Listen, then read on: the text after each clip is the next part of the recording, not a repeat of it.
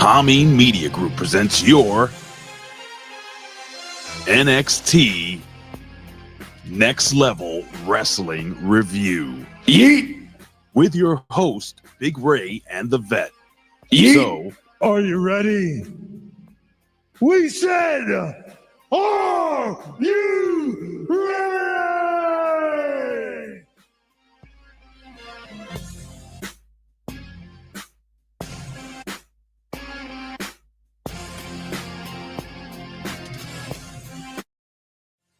Hameen Media Group presents your...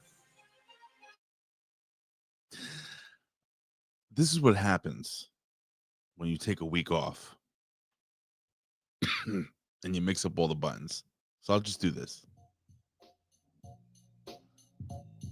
Good morning, ladies and gentlemen. Good evening, good afternoon, or good night. I hit the wrong button. Jesus. They say this shit's like riding a bike. That's bullshit. Sometimes you forget. Anyway, you're probably like, who is this person that fumbled the intro for the Next Level Wrestling Review, which is the podcast we're doing right now, the live stream. Well, ladies and gentlemen, if you forgot me already, I am the pundit of the people, the man with the plan, Big Ray. This day to talk some lucha libre today. And ladies and gentlemen, boy, oh boy, do we have a show to talk about today. We have news. We go back in time. We have reviews. And we have some chatter. And we have acknowledgments. But before all that, ladies and gentlemen, let me acknowledge my co-host. They're very patient, very handsome, the very best in the damn world. It is the one, the only. I'm getting it all wrong. The Vet. This guy. Wrong song before. He's a Rip Rogers guy. It's true. The Vet. Got it wrong. Rip Rogers guy. Ladies and gentlemen, I wish I could start this show over, but fuck it. But he's a Rip Rogers guy. It is the Vet. The best in the world. Jamie Williams. What is going on with me this morning, sir? I just did a show yesterday. I was fine. Yeah, sometimes it takes a while to get back in the groove, Ray. But I would say, as the best in the world, I am proclaiming that with this particular tag team of you and I, we have more entertaining content when we're fumbling the intros of the show than most people have their entire show. Do you listen to some other podcasts, like seriously, and say, wow, like if we were on that platform, we'd be millionaires? Yes. Everything I'm about to say is 100% true. Part of the reason I started podcasting, because Sergio brought it up a long time ago, my former, in-ring opponent, my former roommate, my former co-host, either whether we're independently podcasting or here at HMG for like 3 weeks when he was here. That like a long time ago, he told me we should do a podcast, dude. And I just said, shut the fuck up. All right, shut up, loser. And it was only after I started listening to like all of what are the top podcasts, out there. And I was like, you know what? If I was doing a show, the things I say would be nothing like what these guys are saying. Because the whole thing is like, you think about it, it's like a saturated market. You're like, I don't want to be another voice out there saying it. But when I'm listening to the top voices saying things that I'm not saying, I'm like, well, I guess I do have something to contribute. At least I'd be a little different. At least I'd be a little unique. And then I thought, hey, we should do it. So we started doing it. And occasionally, I was producing those shows myself. And when I would go back and listen to them sometimes, you remember the Aziz Ansari bit where he talked about like going into Kanye West's house and he's like, Kanye West was like listening to some music in the headphones. And he was like, he was like, are you listening to your own music? And he's like, these beats are dope. Like I will listen to myself on podcasts and be like, oh my God, who is this genius talking? Oh, it's me. Yeah. Right. And fast forward all this time now, I'm the best in the world. We are the best in the world at what we do. I think so. And I see a comment here already. I know we're getting to acknowledgments, but J12 right here is his comment is, I still remember the vet mentioning Stephanie before all these dirt sheet morons like Sean Sapp ever said her name. You know, I can't tell you how much that warms my heart, because as much as I like to say I told you so, I love it more when everybody else says it for me, man. You know? But I think that going back to, you know, your question, I put us up against anybody that does this. Anybody. It doesn't matter who it is. And most of them don't do it live either. No. Most of them, you know, record, edit, you know? Like, you look at some of the top podcasts, like Busted Open, what is it, 83 Weeks Talk is Jericho. What are some of the other ones? I'm going through a list. Not Sam Wrestling. Any of the Conrad shows, Conrad they're usually shows taped. is so bad. And I'm not. I mean, they're good, no, but it's Conrad it's shows. like, Really? Look, I like Conrad Thompson. I think he's a nice man. right. I don't think I don't know. Well, at this point, he's like talked about everything there is to talk about. So a lot of them, you know, he's doing his best. But can I just really quickly say who I do really adore? Like, I love listening to him. It's like an old man sitting, you know, you're sitting with a group of kids. It's Dutch Mantel. Okay, yeah, Dutch. I fucking love his podcast, like legit. It's just sitting down, seeing grandpa just telling stories, and I just can't stop listening to this man talk. I love Conan, and not just because we have like a loose affiliation with him or whatever. I love Conan. There are some really good ones, and I like Busted Open Radio. Like, I really do. So, but I agree with what you're saying, and I don't know why I'm doing this anyway.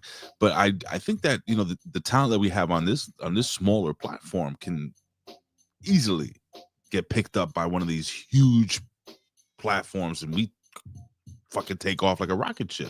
Or certainly, you know, not like it would necessarily happen, but just like if we had to ever fill in for people, like just at the drop of a dime, you know what I mean? Like we'd be able to slide in no problem, and we could fake our way through it if we didn't even know what was going on. You know what I mean? Like you just develop a skill for this. Apparently not me, because I kept fucking up with the buttons. Yeah, but you made it funny. You know, that's the difference. Like when you do something, you turn it into content. That's the magic of Big Ray as a producer. Like whatever he does, he could turn it into content. So other people, like if it's Mike Johnson eating a sandwich on the air, that's not good content. So he does that. But if Ray was eating a sandwich on the air, he would make it hilarious. That's the gift. Well, more than Mike Johnson anyway. Oh yeah, more than Mike Johnson. Oh, I also like Chris Van Vliet a lot. The male Denise Salcedo?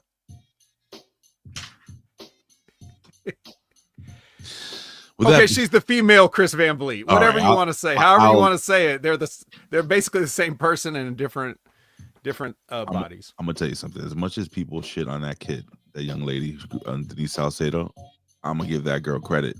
She has built herself a solid fucking platform, and she puts in the work. Say what you will, that kid. I say kid because she's like 20 years younger than me, probably. That young lady, I'll say it this way, has earned that little spot that she's gotten. She's getting better and better and better. And I've actually, I at first I was like, who is this kid? You know, put in the work. She can't help the way she is. You know, and she's a good looking kid too. So she's a sweet little mark. She's awesome. She always has been. I first discovered her on X-Pac, 12360 when she was the co-host on that show. She was exactly the same then. She just has that voice. She marks out over stuff. She's just happy to. She's just a good-natured person, but some people like it or they don't. But she's not the best in the world. I don't know, if, like on a white couch or something. Anyway. You know what I'm talking about there, Hammer. All right, folks, speaking about Hammer, it's Hammer time. Ladies and gentlemen, it's time to acknowledge our fine folks and friends. Acknowledge me. Acknowledge me. You're going to acknowledge me. You're there, sitting at home. Acknowledge me. All right, ladies and gentlemen, as we look up into the heavens, we ask the question that only one man can answer. because he knows it's who got the gabagool over here. I was actually looking at a post, and yesterday, if I'm correct, was the 1-year anniversary to the passing of our friend Media M5. And it popped up on my thing. We did the show in memory of our boy Mike. So I just wanted to bring that up again today, man, and just know that we never stop thinking about you, Mike. So you have been acknowledged. I'm sorry, I get choked up when I talk about that. Anyway. The one person that definitely be as disappointed in the D'Angelo family as we are, and as Vito is. I wish I would. Yeah. By the way, Vito has gone back to old ECW Vito. I don't know if you've seen that. Skull Von Crush? Nah, bro. Oh, he's gone back to leather jacket, fucking Kango wearing, swinging DDT Vito with the fucking kendo stick. No kendo stick. I'm sorry, baseball bat. What is he using now? He uses whatever is available. We have the biggest ass in all of HMG, ladies and gentlemen. It is Frank's Pickle Barrel ass. He is in the house. He says, meat on meat was a good match, and we'll talk about that. It was really good match. Let me see what else we got here. Ladies and gentlemen, we have the first lady, of HMG. Yeah. Hopefully Elizabeth, says, hey guys. You got the hammer time. Charles the Hammer Evans. Alfred Evans says, good morning, chat family. Good morning to you, sir. I got your text message and I will read it out later. Ladies and gentlemen, we have the mighty Babo doing Illuminati things. This is greetings and salutations. Somebody else says that. Anyway. We have the master and ruler of the world. Zane Vicious in the house, ladies and gentlemen. And this ain't Texas. Says, let's start the way IWC Marktards start NXT Roadblock and AEW Revolution. Is that how we do it? Well, we'll discuss that and more. Stay tuned. Excuse me. All right, ladies and gentlemen, let me just scroll down. I don't want to make sure we have no, passing. The New York Yankees, number 11. Third baseman, Al Robinson, number 11. Says, gentlemen, that's it. That's all we got. We got a lady in here too, bro. Just throwing it out there. Love you, buddy. Good to see you here. We have the heart and soul of this chat, the heart and soul of HMG, ladies and gentlemen, the artist currently known as Gammy Wolfers. Where in the world is Gammy traveling to today? I don't know. I have to figure out how I'm going to do that because he's always traveling. His amazing one-day trips. He's on the move. Greetings and salutations. It's the dancing one, the slashing one, the handsome one, the dancing, slashing, handsome Dan Hefferon. That's the other guy that says greetings and salutations. And he says, greetings and salutations, my friends. Check out the 10 Count, a new show with Richard Bronson Victory and Paz with an introductory original riff from the slashing one and the handsome one and the dancing one. He does all three. What's up?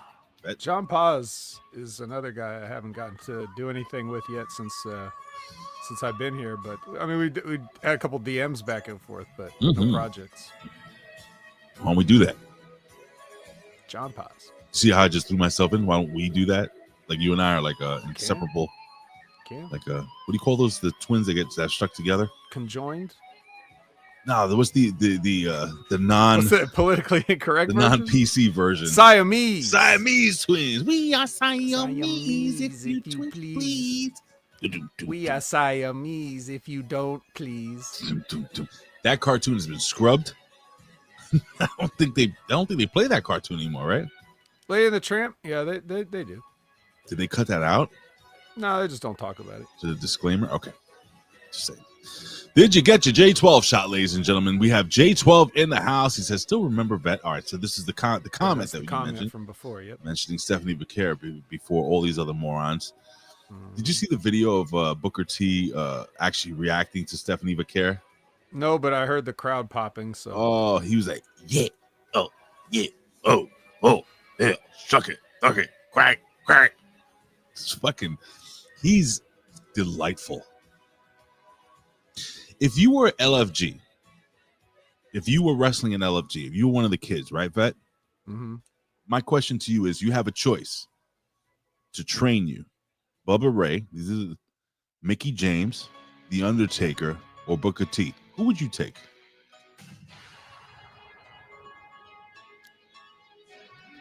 It's tough. Like,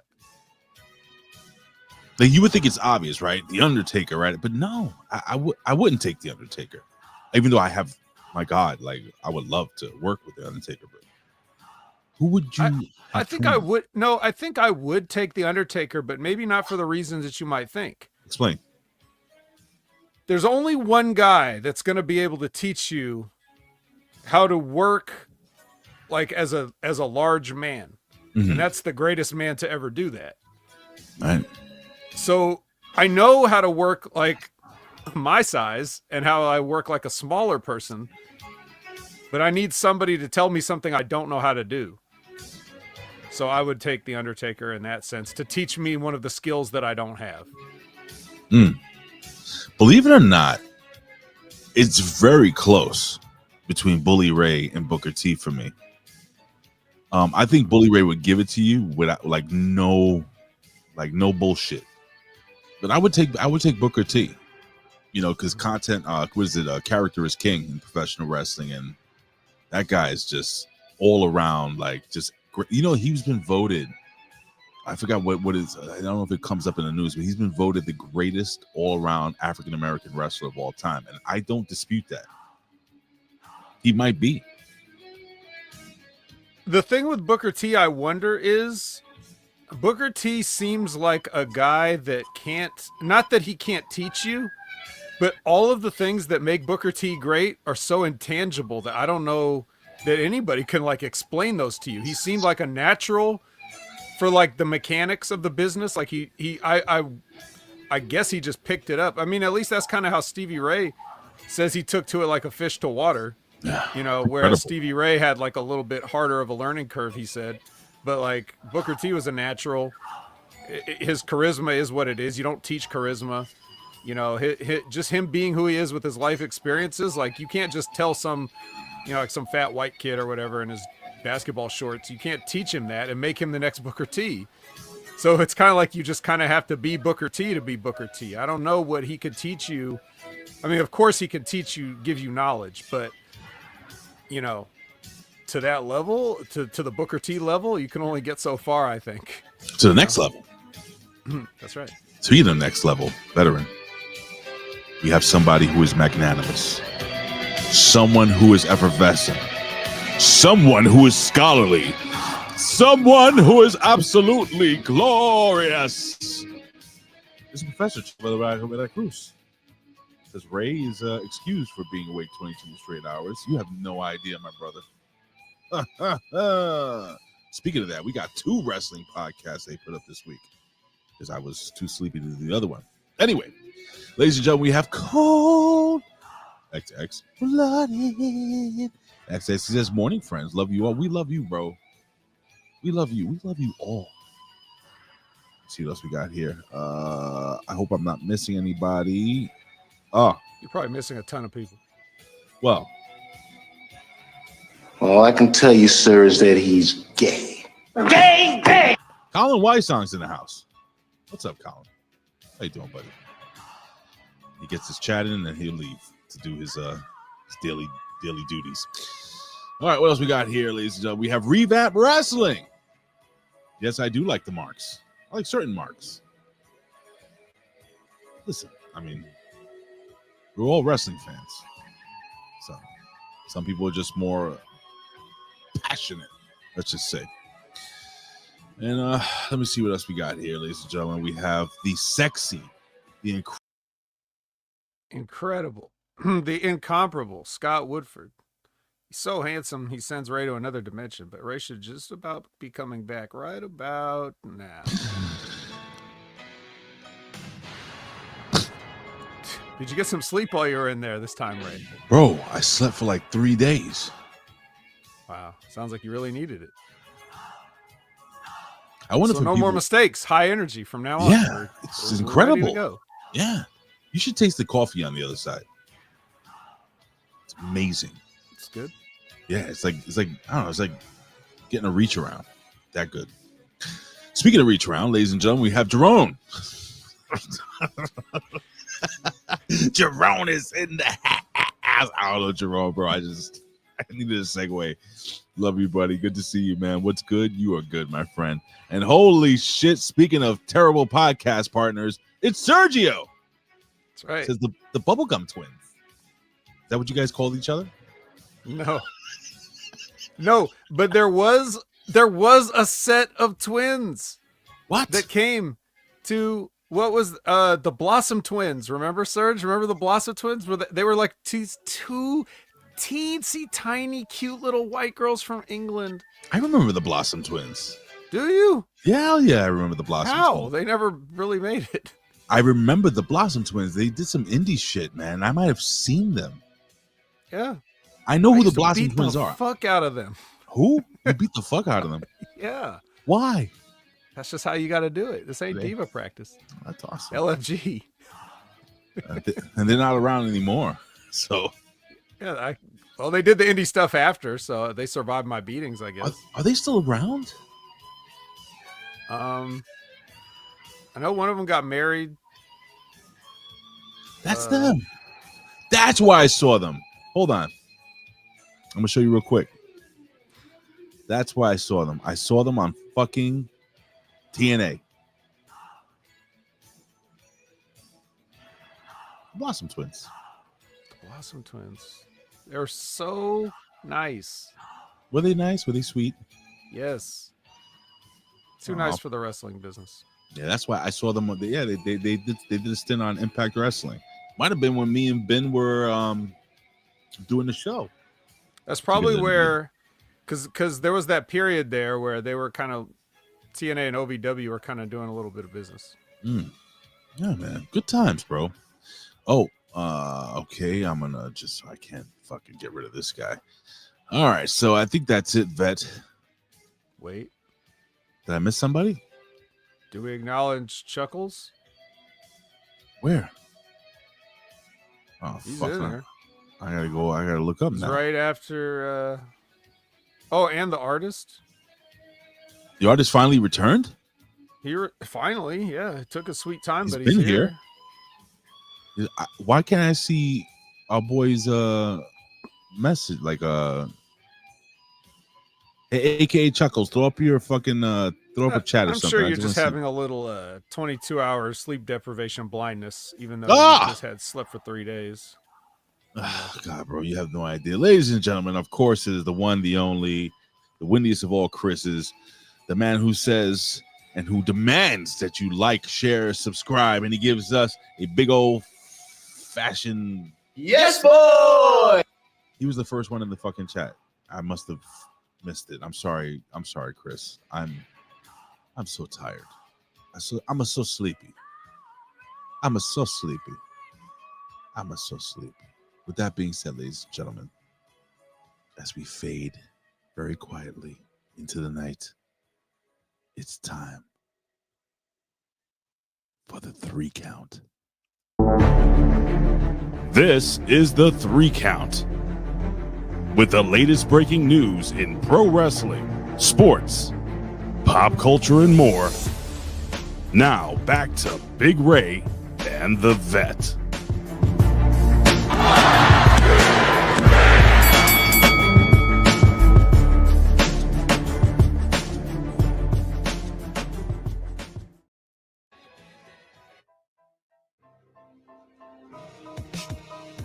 It is the 3 count, ladies and gentlemen.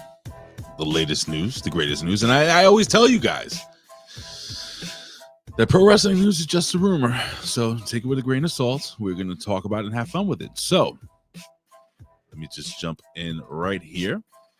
Mr. Veteran, any news topics you wanted to discuss? I know you and Jimmy T, who did that wreckage, we're talking about AEW Revolution. I know Ben Hameen jumped in yesterday. If you were watching the show, and he discussed the young idiot, that stupid actress that fucking nobody smartened up. Yeah, we talked about all that. All right, so you had your chance to. I haven't had a chance to listen to any of our podcasts, unfortunately. It's all right. But yeah, man. So let's just jump into this really quickly. So yeah, this is apparently news, but I don't know if you guys have noticed, but in the WWE's website, on the official website, and also, well, anyway, names like Dirty Dominic Mysterio, Seth freaking Rollins, they're all changed. They removed the freaking from Seth Rollins. Did you know that? No. Yeah, they have. If you go to WWE's website right now, he's just Seth Rollins now, because they wanted to be cleaner and more sport. And also, it's kind of an outdated gimmick name. I don't know why that, because originally it was part of his actual real name. Even the ring. They don't call him Iowa's own anymore either. So it's just time to recycle the stuff. So I guess WWE's moving away from that vet. Earth shattering. I like the best thing about that nickname is the fact that it was incorrectly promoted on a poster once, and they put Seth Franklin Rollins, and then that's how Jim Cornette refers to him from now on. So that's the best part of him ever having that nickname. Are you Seth fucking Franklin serious? Rollins. Is that why he calls him that? Mm-hmm. Wow. It was like a mistake. It was like a typo somewhere. At one point, Vet, I think I Googled, like, if he ever used the Franklin. I'm like, where is he getting that from? I had no fucking clue. I was like, is that like his real middle name or something? So that's like when we make a callback to a joke that we've been doing for like 4 years, and probably if we get a new viewer, they're like, what are these guys talking about? Who is Fraxiom? It's Fraxiom. Don't you guys know that? Yeah. Shit like that. Yeah, Seth that's Franklin. Awesome. Oh man, you just answered the question that I just remembered why, because I haven't listened to his podcast in quite some time. Good for him. Good for Seth Rollins. He's just plain old Seth Rollins now. That chat people. Oh man. Hey, how about that cage match, huh? Fuck. Which one? Oh man. Hey, that was I'm telling you, some people were like not happy. They're like, oh, it was all these kickouts and everything like that. But I was like, dude, these guys are trying to fucking kill each other. Yeah. You ever seen, like, I've seen street fights where two dudes are like going at it and they're fucking laying it in, and one guy goes down and he gets back up and fucking knocks the other guy out, and you think the fight's over, but no, the other fucking guy gets up because they fucking hate each other. Adrenaline's a son of a bitch.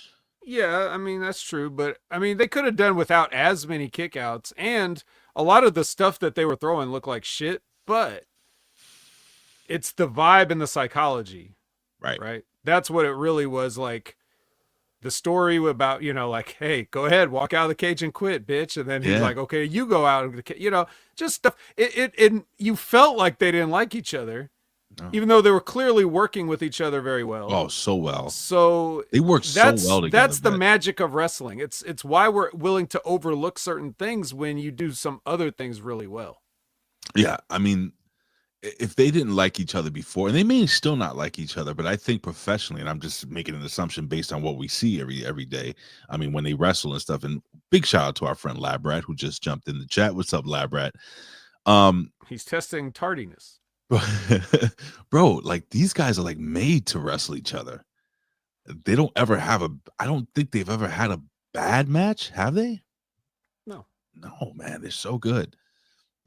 So would you say it's a testament to CM Punk more, or like, is it Seth Rollins? Because Seth Rollins, say what Punk, you will. because it's Punk, I'll tell you why it's Punk. Go ahead, bud. Well, first of all, like, Punk's shit has always looked bad.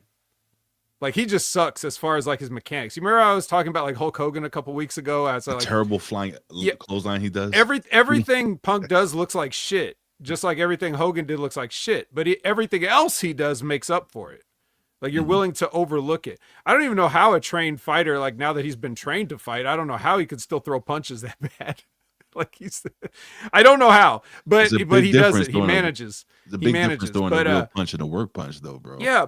But ever since he's come out of retirement, he's been pretty much the best thing about wrestling, because he's trying to protect the same things that we were taught, like the old school guys were taught by the old school guys. Everything that Rip teaches people, everything that he learned, everything from the Harley Races and the Terry Funks and all those guys, that the Bret Harts and all those guys, that everything they try to pass on or whatever, he's the only one, he's one of the few guys that's like preserving that, right? And I've seen all of Seth Rollins' matches in his WWE career pretty much. Like if he's had a televised match, I've seen it. And he's good when he's a heel, but the fan favorite Seth Rollins, his psychology is so fucking whack. So when he's in a situation like this, it's because of Punk. Same thing with Drew McIntyre. I've seen a lot of Drew McIntyre matches. They weren't as good as the Punk ones. So you just have to look at the common denominator at some point and just give the credit where the credit is due, whether you like him or not. He is one of the last traditionalists that we have. And when guys like him are gone, I don't think Will Ospreay is going to be like carrying these torches for us, you know?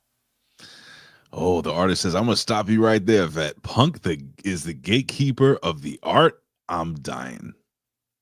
Well, the gatekeeper is one way of putting it, but that phrase kind of implies that he's stopping other people from doing good wrestling, where it's quite the opposite. He's trying to teach people good wrestling. You know, gatekeepers keep people out. It's going to be tough because I'm going to forget, but the Hammer sent me a text this morning, but it's only going to be good for when we're talking about the Moose Oba Femi match. So I got to remember to bring this text up. Thank you for that text. Okay.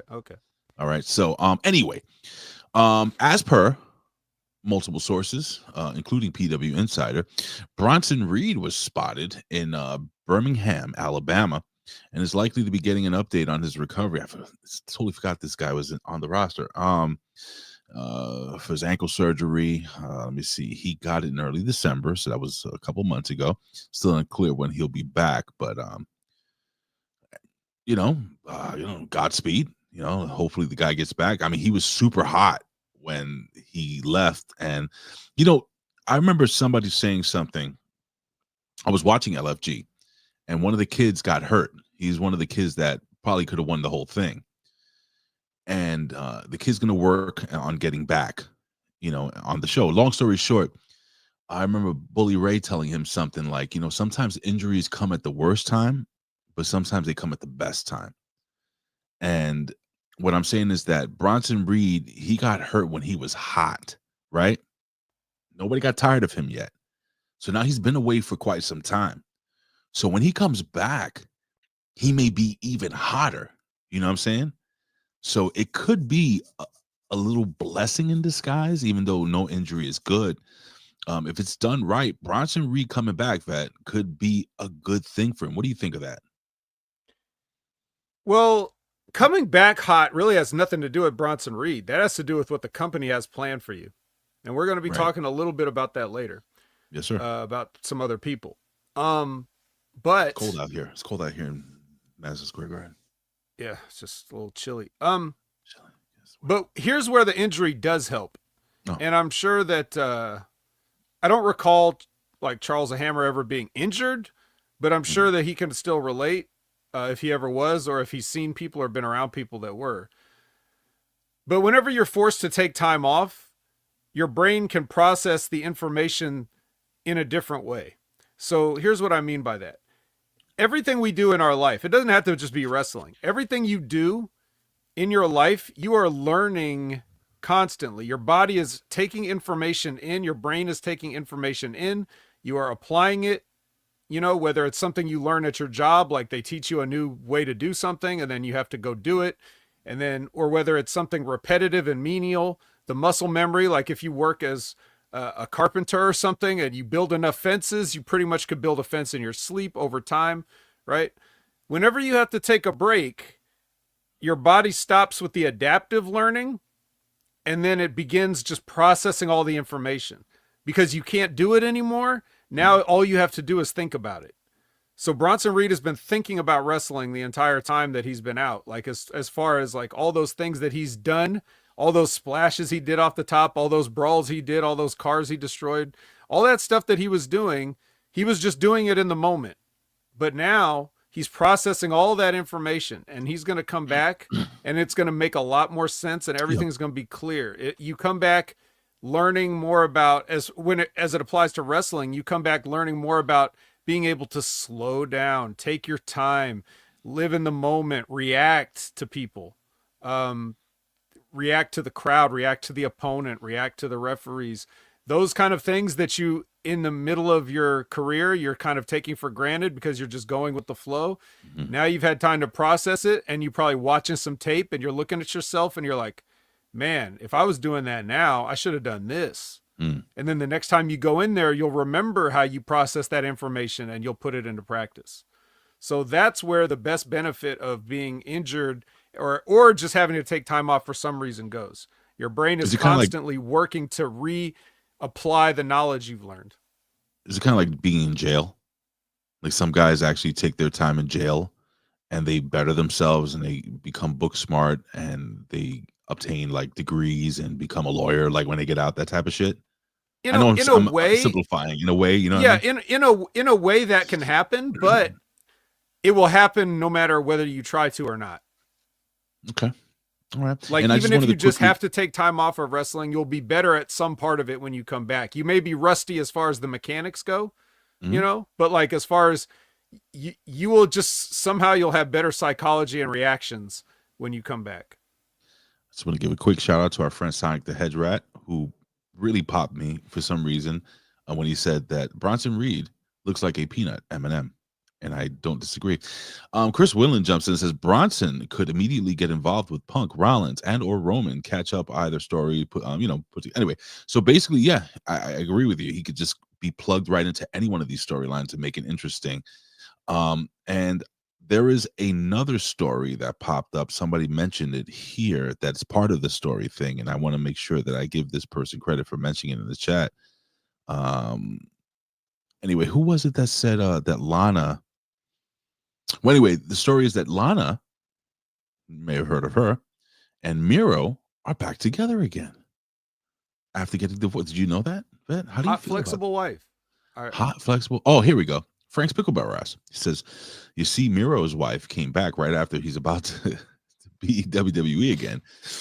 What a cash register coochie. I respect what she does on OnlyFans. Right? Is that what she does? I don't know if it's OnlyFans or I don't know what she does. But God bless. I mean, hey, listen, man. Sometimes you have to break away from somebody to appreciate how much you truly care about them. And also that they're going to sign a WWE contract. So congratulations to Miro, a.k.a. Rusev, and CJ Perry, a.k.a. Lana, for working on shit. I will tell you. Multiple sources are saying, let me see, that there was originally a plan for way more people to be involved in the main event of AEW's Revolution, including some returns, but it got changed in the last minute. Now, but I have no idea what they're talking about. I know that something happened where Moxley, there was a cash-in with Christian. Me and Jimmy were talking about this, and apparently the cash-in was all for naught. They just wanted to get that fucking clipboard out of his hand. The cashing a clipboard, apparently that's how they do it. Not a big poker chip. They don't do that anymore. It's kind of the metal one. You remember how Chris Jericho had the metal list of you just made the list. Yeah, it's kind of like that, like a scroll. A scroll, okay. So what the fuck are they talking about here? Like, who do you think they could have? You have no idea. I didn't even watch Revolution yet. I still have yet to watch it. Just don't do it. Well, I got to because I got to talk about it. For the next wreckage, but because it's the wreckage. It's the wreckage. He says wrong. We're the best in the world, Ray. We don't just not do things, right? No matter how much we want to not do them. That's true, folks. You have no idea.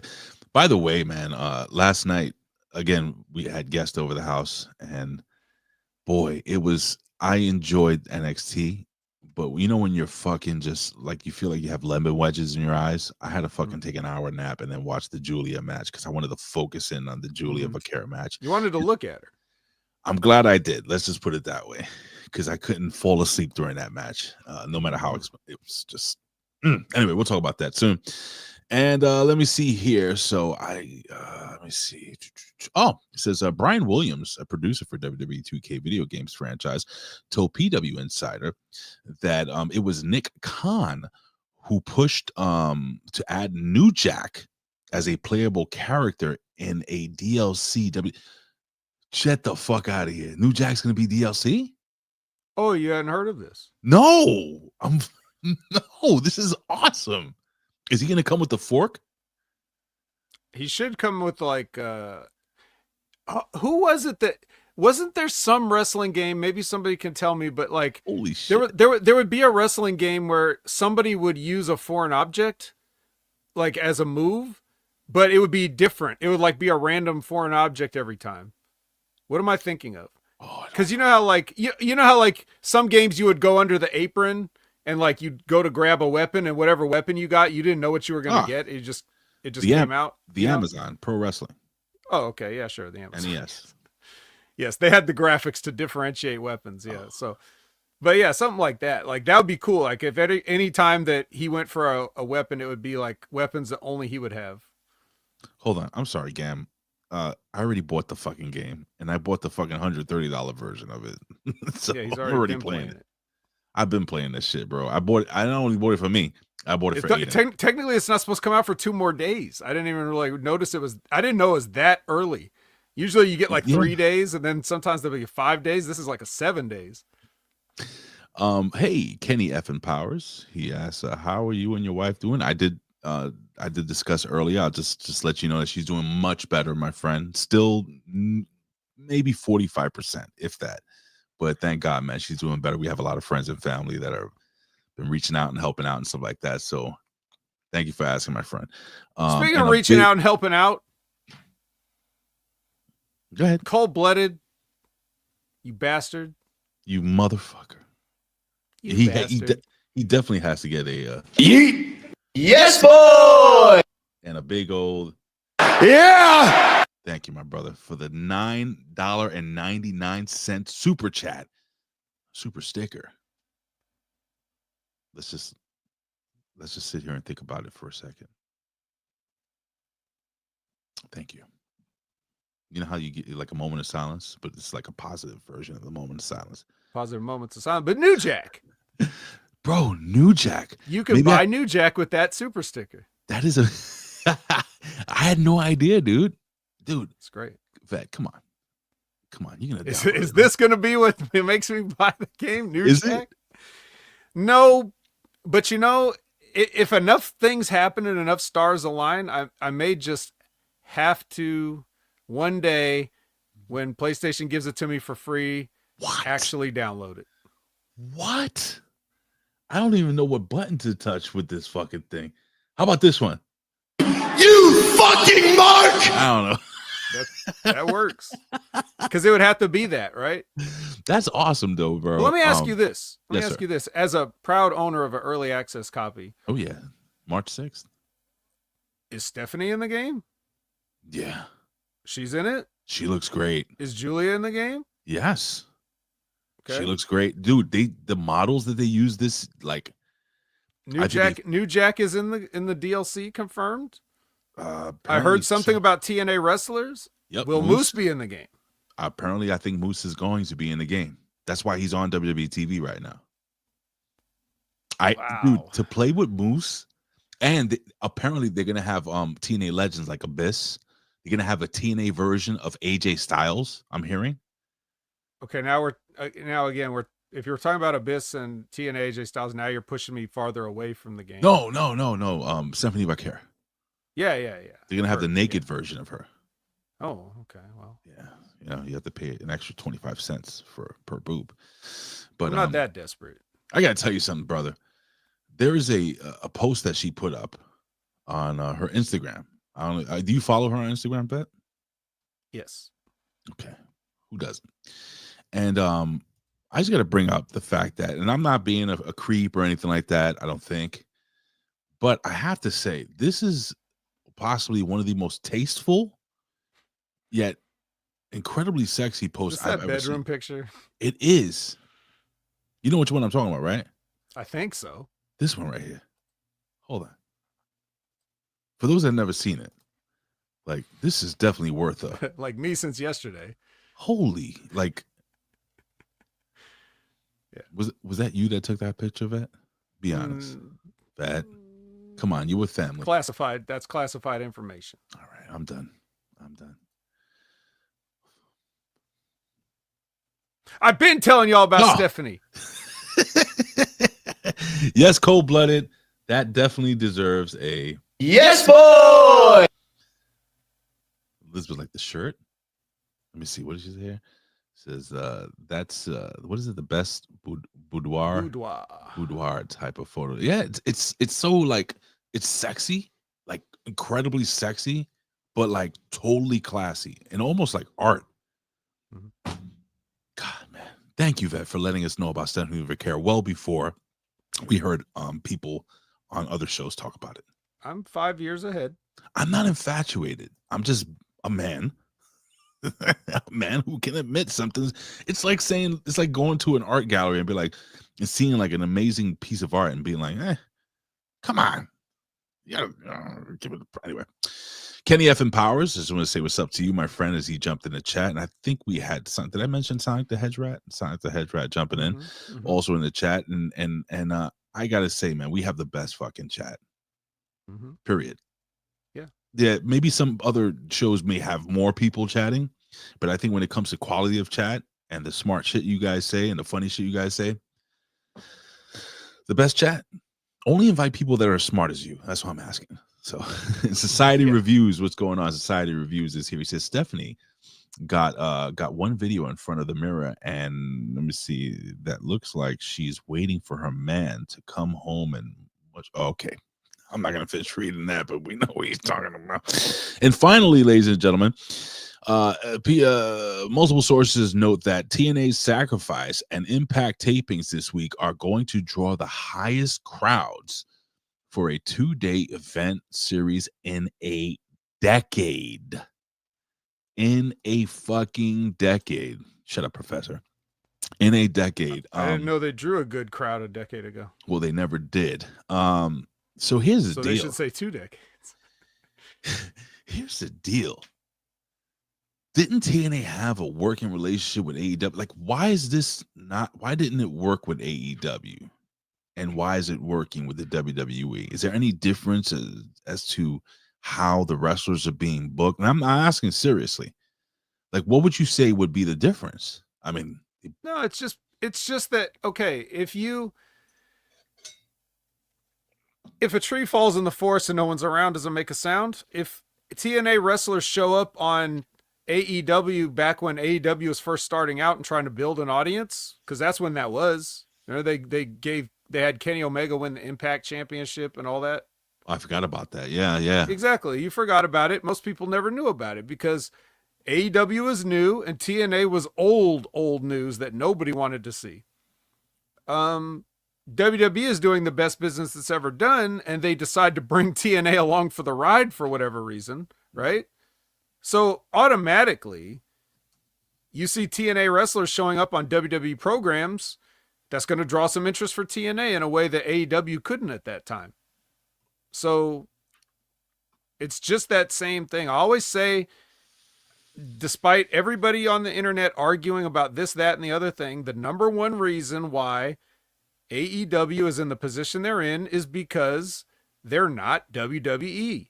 No wrestling company is WWE. WWE is the standard. They are the brand recognition. People say WWE instead of wrestling, just the same way they say Coke instead of cola, or Kleenex instead of tissues, or Band-Aid instead of adhesive strips. Like, WWE is just wrestling, and AEW's not, and they never will be, and no company ever will be, especially not TNA. But TNA can get they can siphon a few fans off of WWE. If TNA's running a show in their town and WWE's not, this is their chance to go to a wrestling show and be like, oh, I'll give TNA a shot. Vet, there are a couple of names here, and I know we're going back real quick because you know how I like to jump back and forth. A couple of names in here that are popping me. Like you have Captain Lou Albano, who's going to be in this game as a manager. Nice. You have D'Lo Brown. They're bringing D'Lo Brown back. for the first Manager? time since as a wrestler, like old Oh. D'Lo Brown as Well, I do want DLC. the severely overweight D'Lo Brown that got power bombed on the car by Ahmed Johnson though. Like he should be a Could get him. variant. Great Khali. 96 D'Lo Brown with 96. the Nation of Domination full suit, the Minister of Farrakhan suit. You know how they have the dolls that you can wrestle as the wrestling figures? Yeah, I thought that wasn't real when I first heard of it. Oh, it's real. It's actually fun. But they have that's coming out Ichiban Hulk Hogan. Oh, okay. You can wrestle So as with the Hulk black Hogan trunks and the with the black trunks in Japan. Also, they're adding some guys like Jesse Ventura is gonna be in the game. awesome. He's never been in the game. Jordynne Grace is in the game. Just a couple of names, man. My God, the roster is ridiculous. Mark Henry is back in the game after years and years of not being in the game. They're bringing About 5 years. They're bringing Miss Elizabeth back as a manager. Hey, They haven't done that ever. And right here, I'm looking at New Jack. Bro, I'm just this is fucking awesome. I don't even prototype John Cena. Shit. Sandman. I think we had him before. no, I think this is why when people are arguing about the, oh, Vince McMahon would never have done, like when we hear that bullshit about this, well, whatever you think about the current booking or whatever stupid, irrelevant things like wrestling booking, like anybody has really cared about wrestling booking, but like it's little things, it's things like this where we get things like Jesse Ventura back. We need to introduce people to like a younger generation that's not going to go looking for it on their own, Vet. We want people, we want these guys or like the Demolition thing. Like they were never going to be involved in anything as long as, a McMahon was running stuff like that. But now that kind of shit is out of the way and we're more about preserving the history, I'm all for that kind of stuff. This is the benefits of having a guy like Triple H, or Nick Khan in positions like this. For the first time in almost 40 years, maybe 30 years, I don't know if I'm doing the math correctly. Tito Santana is in the game. Arriba. Bro. Anyway. Why was he not in the game? I don't know. He's never been in the game. Can-Am Connection. Or not Can-Am. Strike Force. We need Sid Justice is in the game. Sid Justice? As DLC, yeah. The Justice version with the fluffy mullet? Yeah. The Sid Justice, yeah. Oh. Penta. Oh my God, dude. I can't wait to really get down and dirty with this shit. This is so dope. Anyway, let me shut up with the video games. Junkyard Dog. They're bringing Junkyard Dog in. Anyway. All right, ladies and gentlemen. I don't think there's any more pro wrestling news. Oh, wait, we do have a backstage update on Shinsuke Nakamura. So there were some people that are saying that he is going to be gone from WWE. Some people saying he wants to go back to Japan. Over the weekends, and this is courtesy of WrestlingStink.com, over the weekend, rumors emerged online claiming that PW Torch's Wade Keller had stated on a podcast that Shinsuke Nakamura is set to depart the WWE in the near future, with Nakamura dropping the United States Heavyweight Championship to LA Knight as a sort of a farewell. However, these rumors were seemingly unfounded, with Keller being misquoted by social media users. Speaking on Wrestling Observer Radio, Dave Meltzer shared that he was hearing that Nakamura's status, regarding Nakamura's status over the weekend. So basically, long story short, I'm not going to read all this shit, but he's going away for a short period of time and coming right back. Okay. And they probably will resign him, so. I know you're worried about Nakamura, Vet. I know you're a big Nakamura I'm pretty fan. sure at this point that the only reason Shinsuke Nakamura ever decided to sign with the WWE in the first place is so that he could travel around the world on their dime. Bro, Nakamura, man. I mean, that's, for me, it's one of our favorite shows is What If on the PW Reflection podcast. And what if they would have given Nakamura a World Heavyweight Championship run when he first came out of NXT? What if? Well, anyway, ladies and gentlemen, it's about that time to bring forth the rhythm and the rhyme. It's time to maybe take a look. Come on. Yeah, come on. Feel That's it, right. Feel it. Yeah. God, can you do that? Feel the vibrations. Good like sun-kissed. Make you want to know who done this. Oof, such a good vibration. Who would have thought that guy would be like a major anything? It's Marky Mark and the Funky Bunch. Remember when Eminem was on TRL with him? He's like, we're what did he say? He said we're just a happy funky bunch. And do you ever have to explain to kids that like actors like Mark Wahlberg and Will Smith used to have separate rap careers? Do you enjoy the looks on their faces when you tell them that? I'm sorry, Mark Wahlberg. I don't care what he did. He was not a rapper. Whatever you want to call it, he did it. He did it. Yeah. Remember when he did the Calvin Klein gimmick? Yeah. You guys remember? Actually, Will Smith had 2 rap careers. He did. I mean, he did the early Fresh Prince, and then he did a Will Smith rap career where he was doing Wild Wild West. And what's your favorite Will Smith song of all time? Do you have one? I like some of the songs from Big Willie Style. I really like Get Jiggy With It because of the sample he used. I do as well. But I mean, yeah, all the songs are carried by the samples, right? But yeah, no, for Fresh Prince, I would say I Think I Can Beat Mike Tyson. That is my favorite Fresh Prince song. And Fresh Prince going into Will Smith, it's hands down Summertime. That was still Fresh Prince. Was it? All right, so then that's my number 2. But nobody can beat Mike Tyson's just classic gold. And speaking about gold, let's jump back into the golden era, ladies and gentlemen. It's time to go back in time to this day in professional wrestling history.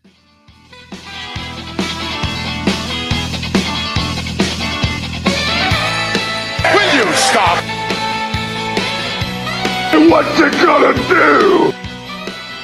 Boobies. What's your name, fella? Triple H. And speaking of Triple H, ladies and gentlemen, let's go back, way back to 1990 something. It is March 12th, 1990 something. And the Iron Sheik returned to the WWF, debuting his Colonel Mustafa gimmick at the WWF's Wrestling Challenge taping in Biloxi, Mississippi.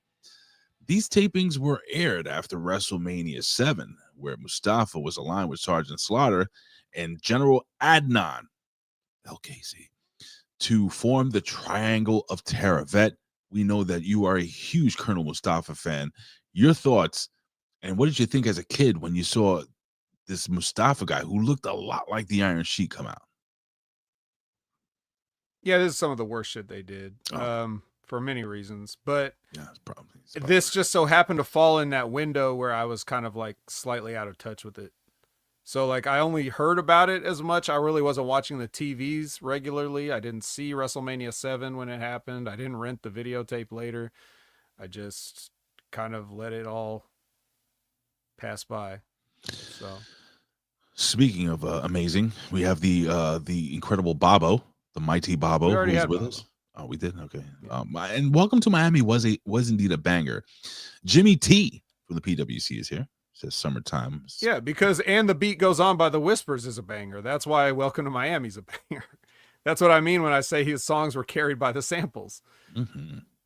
Welcome to Miami. Bienvenido a Miami. I've never been to Miami. Party in the city where the heat is on. It's a good song. When I go to Miami and I rent a car with my wife, I'm going to play that song. I have to play that song. No? Anyway. In 1993, the first ever Eastern Championship Wrestling, ECW, you may have heard of them, television tapings, Jimmy Superfly Snuka defeated Glenn Osborne in a tournament final for the vacant ECW World Television Championship. Who's Glenn Osborne? I don't know. Do I know Right? him by another name? I don't know. Hey, Zane Vicious. Is this some IWA Mid-South guy? Like, I gotta fucking look this guy up because I have no idea who the fuck Glenn Osborne is. Let's see who does. Maybe the chat knows before me, but I'm gonna just put it in here into the Glenn Osborne wrestler. Let's see.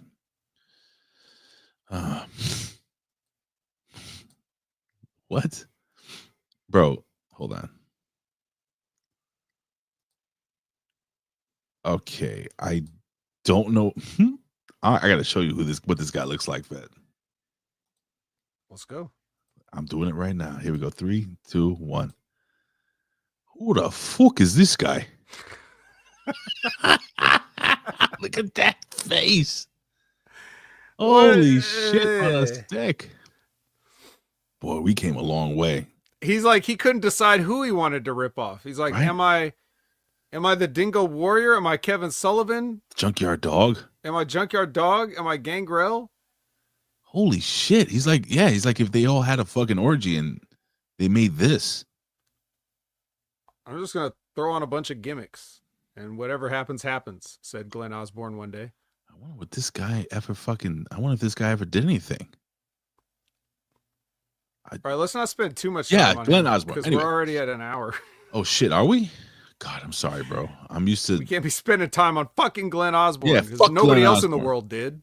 Well, let's fast forward since we have short on time to the year 2000 at a final ECW at the final ECW, not a final, the final ECW Living Dangerously pay-per-view in Danbury, Connecticut. Super Crazy pinned Rhino to win the vacant ECW World Television Heavyweight Championship in a tournament final. Mike Awesome retained the ECW Championship against Kid Cash. Okay. Excuse me, burpee. In 2002, Maven defeated Al Snow for the WWF Hardcore title at a SmackDown taping in Cleveland, Ohio. And in 2004, Kensuke Sasaki won the IWGP Heavyweight Championship over Hiroshi Tenzan in Tokyo, Japan. Vet, I know you were there live. Your thoughts? Oh, yeah. A great classic battle between two guys with mullets. Apparently, Sasaki's mullet won out that night. That's another guy that maybe Glenn Osborne looked to for like his general costume design. Kensuke Sasaki, the Road Warrior version. My the Power goodness. Warriors or whatever the fuck they were called with him and Hawk. So, yeah. In 2006, Christian Cage retained the NWA World Heavyweight Championship against Monty Brown. Bounce. Love Monty Brown. In the main event of TNA Destination X in Orlando, Florida, Christopher Daniels won the NWA X Division title, defeating AJ Styles and Samoa Joe in an Ultimate X three-way match.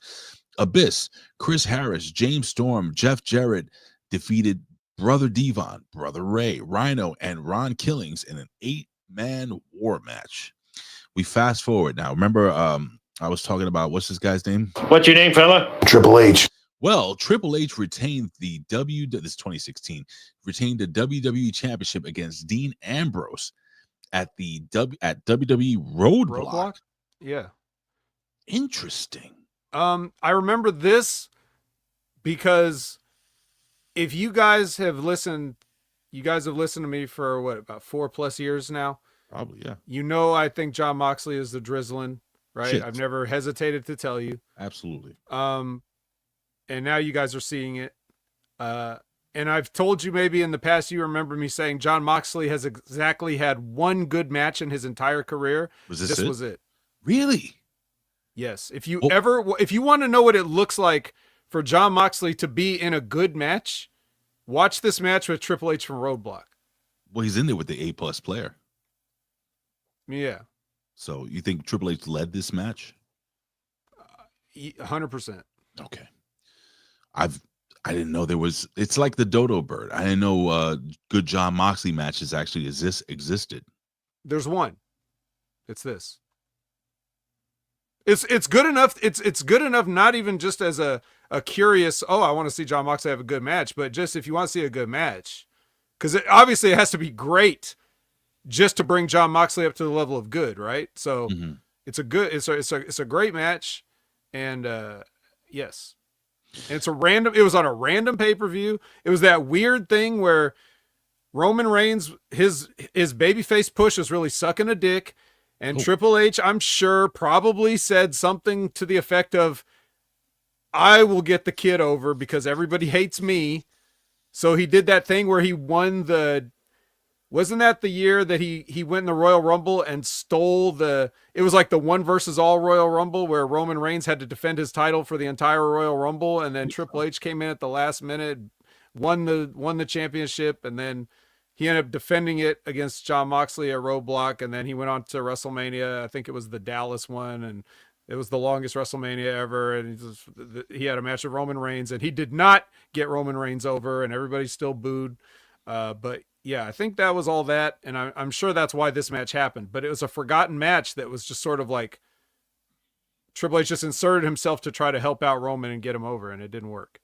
Sorry. Well, you know who is over? Our friend Todd Bradley. Welcome.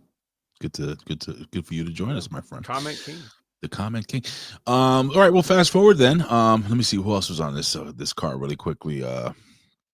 Bray Wyatt, Brock Lesnar, blah blah blah. New Day retaining the tag team championship. Yeah, a whole bunch of cool matches. Let's fast forward to 2018.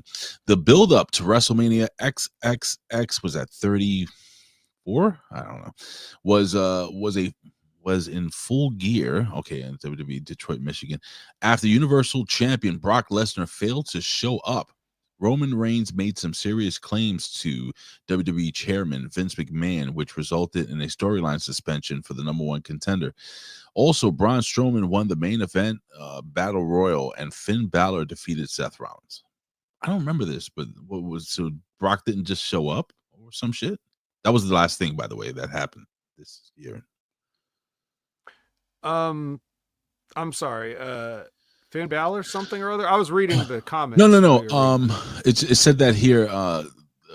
Universal Champion Brock Lesnar failed to show up, and then Roman Reigns made some serious claims to Vince McMahon, which resulted in a storyline suspension. I don't remember any of this shit. Yeah, I don't recall. I don't recall that. But what we could do is we can wish a happy birthday to some people who are with us and some who are not with us. Who is not with us is a happy birthday, March 12th. By the way, ladies and gentlemen, if you guys want to send me any birthday super chats, you can do that right now. I don't see. Well, my birthday's in 3 days, March 15th. So well, you could. Mae Young's birthday. She was born March 12th, 1923. So happy birthday to her in hell and heaven. We have little Guido, who is live and kicking, running the security firm down in Florida. Good friend of my boy, Big Vito LaGrasso. Nice guy, by the way. Really cool. Born in 1934. Born in 1970. A little younger than me. He's actually not too old. He's born in 1972, so good for him. Oh, okay. You may have heard of a guy named Ricky Ortiz or Scott DeBone. Is that correct? Oh, yeah. Yeah, buddy, Ricky Ortiz. 1975. Rich Young. That's it. He should have been big. He should have been huge. What does it say here? I'll net your birthday super chat with mine. I wonder. Okay, cool. Just send me cookies. Nydia, remember her? Huh? We going to Applebee's. Oh yeah, we going to Applebee's. 1979, March 12th. The great Kenta was born in 1981. You can wish him a happy birthday. Oh, happy birthday. Happy birthday. And finally, we end our birthday with Eric Evans. He's my favorite. Born 19. Is he in 2K25? Well, with this fucking roster expanding every fucking 5 seconds, he might be. Ladies and gentlemen, this has been Today in Pro Wrestling History.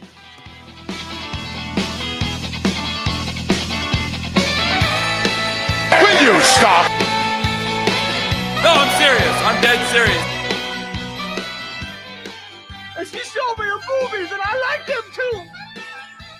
All right, ladies and gentlemen, it's time for the main event of the evening. It is time to talk some NX. Boy, this is hard to do with one fucking hand. Let me see if I can do this with one hand. And I can, ladies and gentlemen. All he needs one. That's what she said, by the way.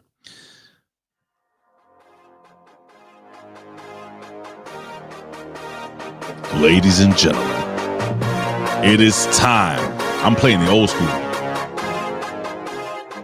Come on. Yeah. Do you feel it? Do you feel the power? But it ain't over yet, folks. Because we're going to switch it up right now.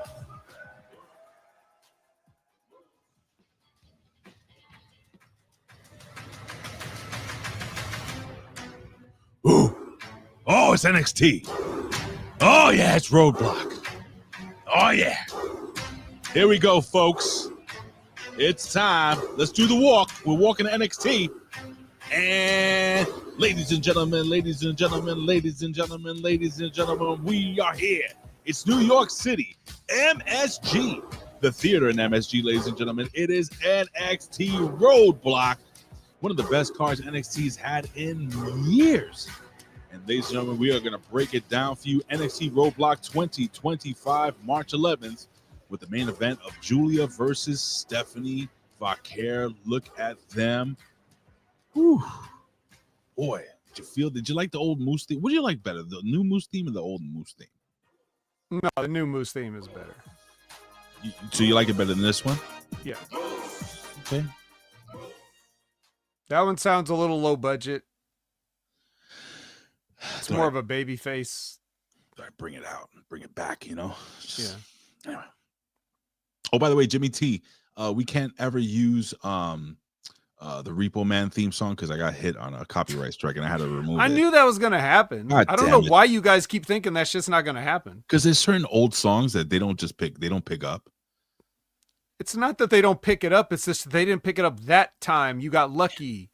Don't gamble. Yeah, I'm not gonna gamble. Don't gamble with our money. Don't Okay, gamble. when I'm people are sorry. sending in super chats, that's a one-way street. Don't gamble it. Yeah, Jim, we can't use it anymore. So, just Fucking marks. yeah, that's me. Hurting. I'm old and I'm fucking tired. Yeah, sorry. Right. Well, anyway, let's get into this from not quite Madison Square Garden. Still Madison Square Garden, legendary. It is the garden. It's the garden of the garden. They moved all the plants out and put a ring in. The garden adjacent. Yeah. Where is this in relation to the garden? Is it like? It's in the garden. It's No, I know, but like, how does the building set up? So I think was it the second floor? It's just like by floors. So the main arena I think is the second floor. No, the third floor. If I can reckon, and it's just like a level below. It's a smaller venue, but that's where they hold the Golden Gloves. The Golden Gloves tournament. They usually hold the prelims there. The Golden Gloves that everybody's won and no one's ever seen. Yes. Word, exactly. So yeah, my father fought the old garden. They had a smaller venue also that they called that, and he fought in that smaller venue as well as the main venue of the garden. So pretty fucking cool, man. You gotta love. That's when Madison Square Garden was actually a square. I see. Yeah. All right, let's rock and roll, brother. Let's go. So we see a bunch of people arriving, all the important people. We see Oba, we see Moose, we see Stephanie and Giulia all arriving, walking in Look at 4K, caught in 4K. Here they are. Maybe 8K, who knows? And we're kicking off with Fraxiom versus Hardys for the title of who's the best tag team today and who's the best of all time here. I guess both those titles are up for grabs. Oh, also the TNA Tag Team Championship is up for grabs. But I think the other ones are more important. So these guys are having a match. While they're having a match, Javon Evans is taping up backstage. Jordynne Grace is doing one-arm push-ups backstage. And these guys have a match while this is happening. So what do you think, Ray? Oh, it's fucking nonstop action, brother. Total nonstop action. Total nonstop action. We don't even need to tag. It's cool because, like, you know, the Hardy Boys, as old, as hurt and old and fucking tired they are, they can still put together a really fucking fun match, man. And I thoroughly enjoyed it. It was some nostalgia going on. And I said to myself, well, The TNA titles are the only ones that are going to be defended here, so they're probably going to go over, which they did. But listen, man, I think we can argue over the fact that Fraxiom, not Fraxiom. Who the hell is Fraxiom? Fraxiom might be the greatest tag team in NXT history. Is there? They might be, Vet. Well, it's not. Yeah, it's not like a stellar list of tag teams. Oh, come on. We've had, The Good Brothers. No, the Road Warriors of Jace. These guys, our boys. Authors of Pain. No, not those guys. DIY. No, they would run. Come on, man. FTR with fucking Vic. Oh, the Ascension. The Ascension, yeah. Got them. Well, I wish we could have had Ascension versus Fraxiom. Well, we didn't. We didn't.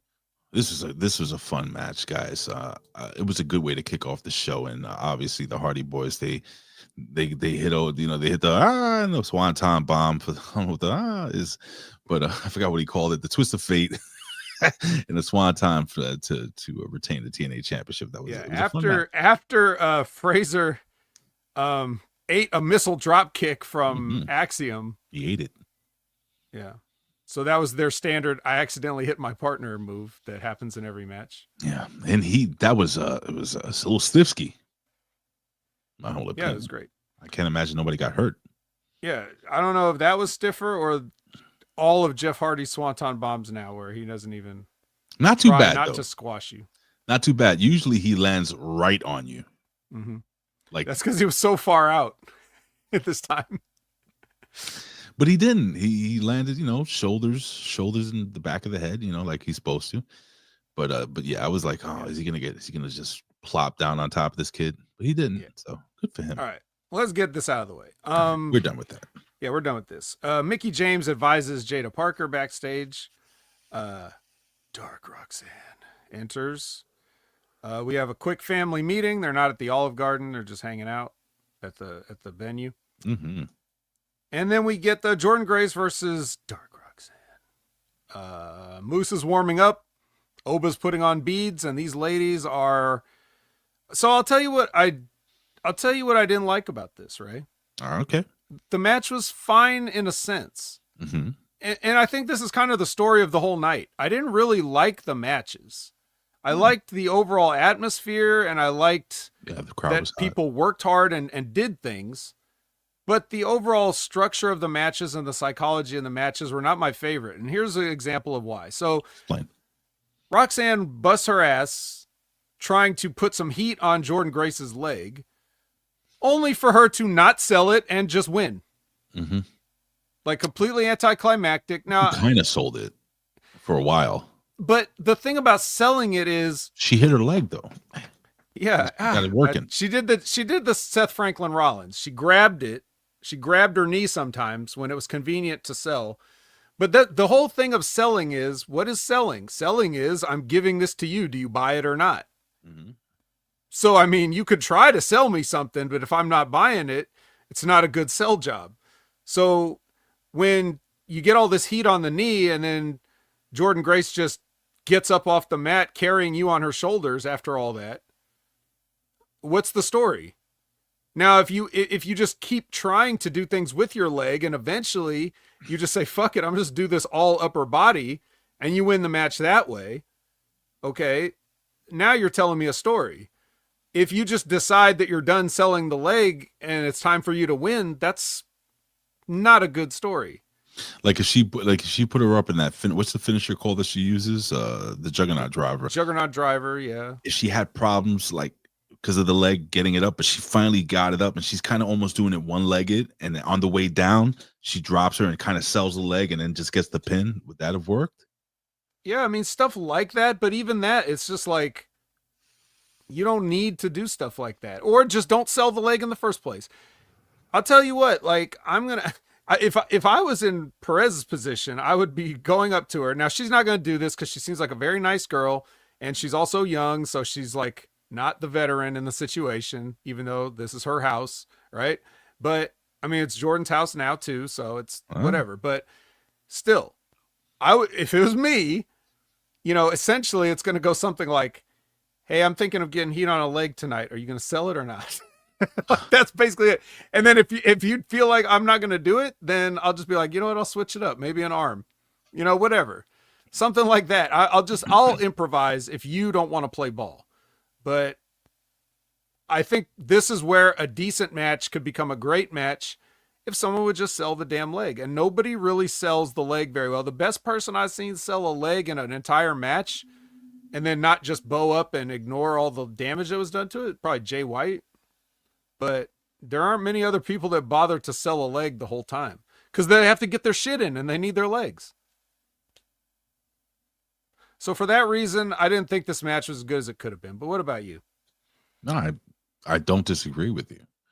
I think I was more caught up in the atmosphere, like you mentioned earlier, because the fans were so into the match. I may have missed certain things when it came. Like usually, I can pick out like something like, you know, her not selling the leg.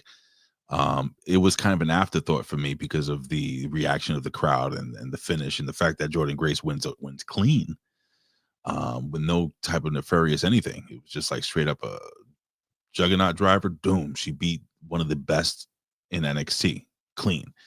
So there was kind of like not a passing of the torch, but like the passing of the baton, like you're up next. So that's more or less what I was focusing on. Was I entertained by the match? Yes. And again, the reactions of the crowd got me really into it. So yeah, I can see how I might have missed that. So I'm glad you kind of brought that up. So let's talk about another thing though that you brought up there. That leads into another line of conversation. We've seen Roxy up on the show in Elimination Chamber. Mm-hmm. Like this kid was just in Elimination Chamber, right? Mm-hmm. Why is she in Elimination Chamber? Because they're ready for her now. Yeah, she's good now. She's good to go. The only thing she's going to do here is waste her time with shit like this. She's already better than she's when she was the Ring of Honor champion, she's already better at wrestling than Jordynne Grace will ever be in her entire life if she lived to be 100. If she lived to celebrate Mae Young's 102nd birthday today, she'll never be as good as Roxanne was when she was 20.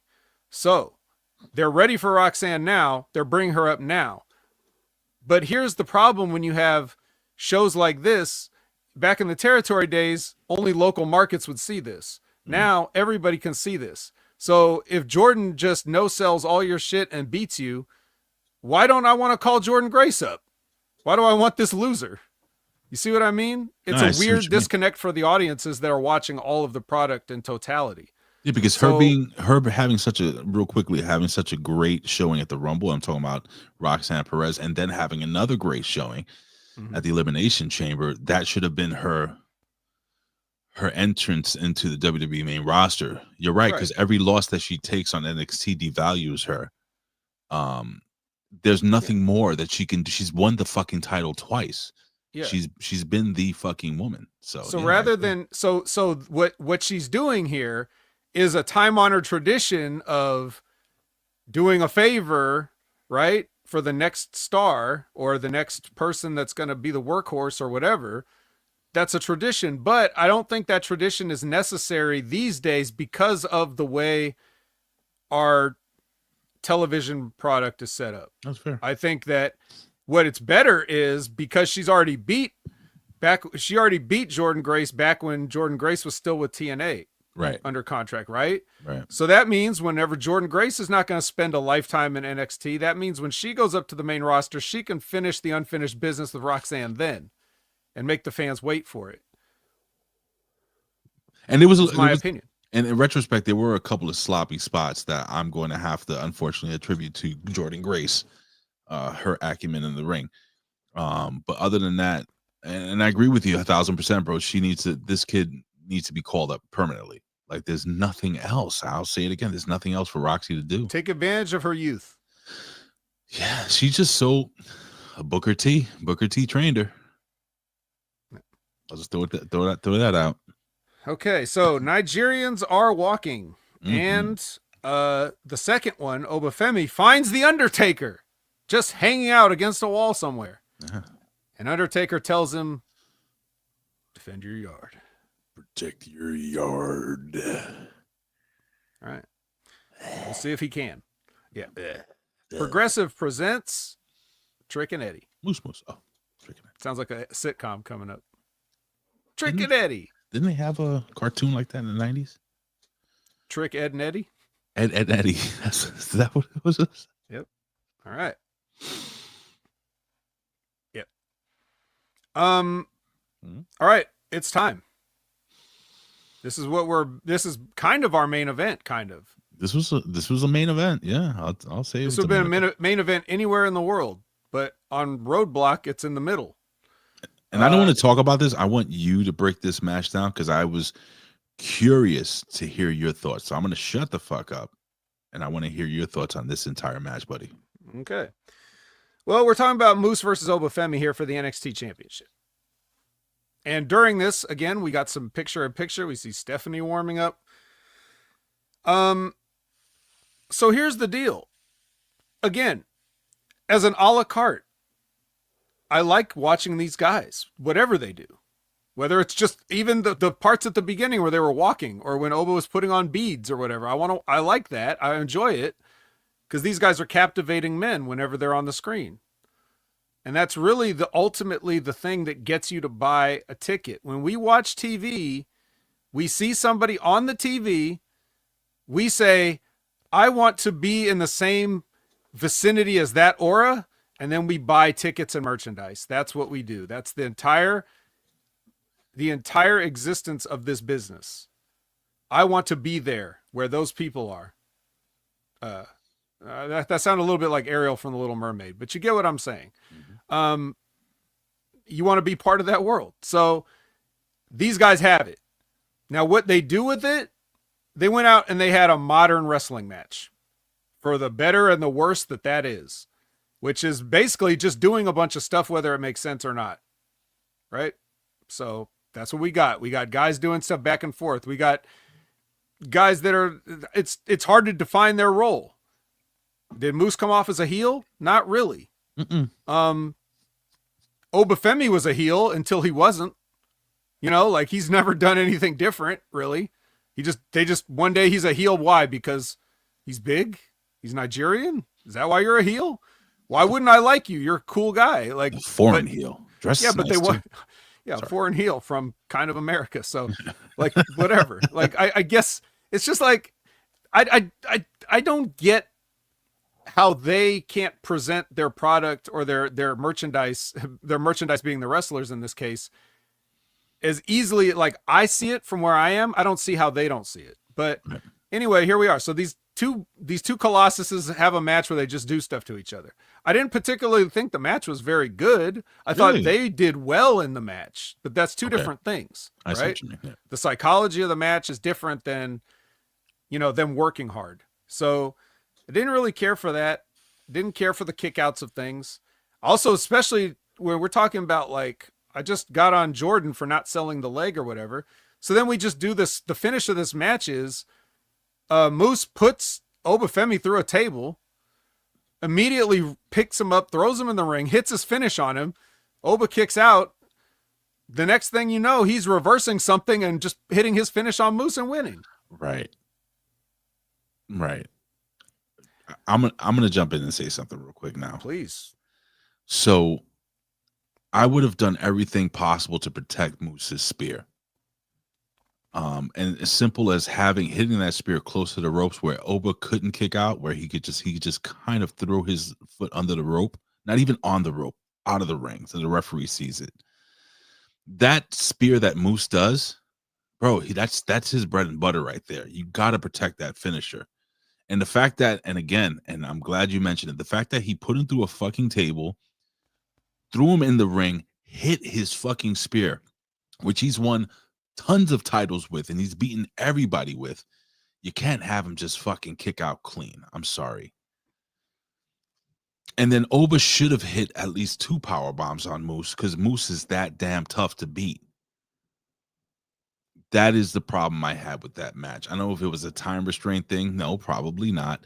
That was I think that was an error. Because now when Moose hits the fucking spear, and let's say they have another match, right, Vet?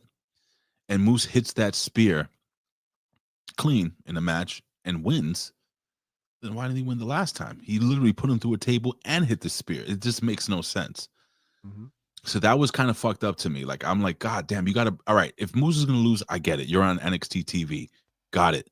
But protect his fucking finish. These are the two most equally like fucking when it comes to size and height and persona and everything. They're like looking into a mirror almost. Both from Nigeria, technically. You know what I'm saying? Incredible.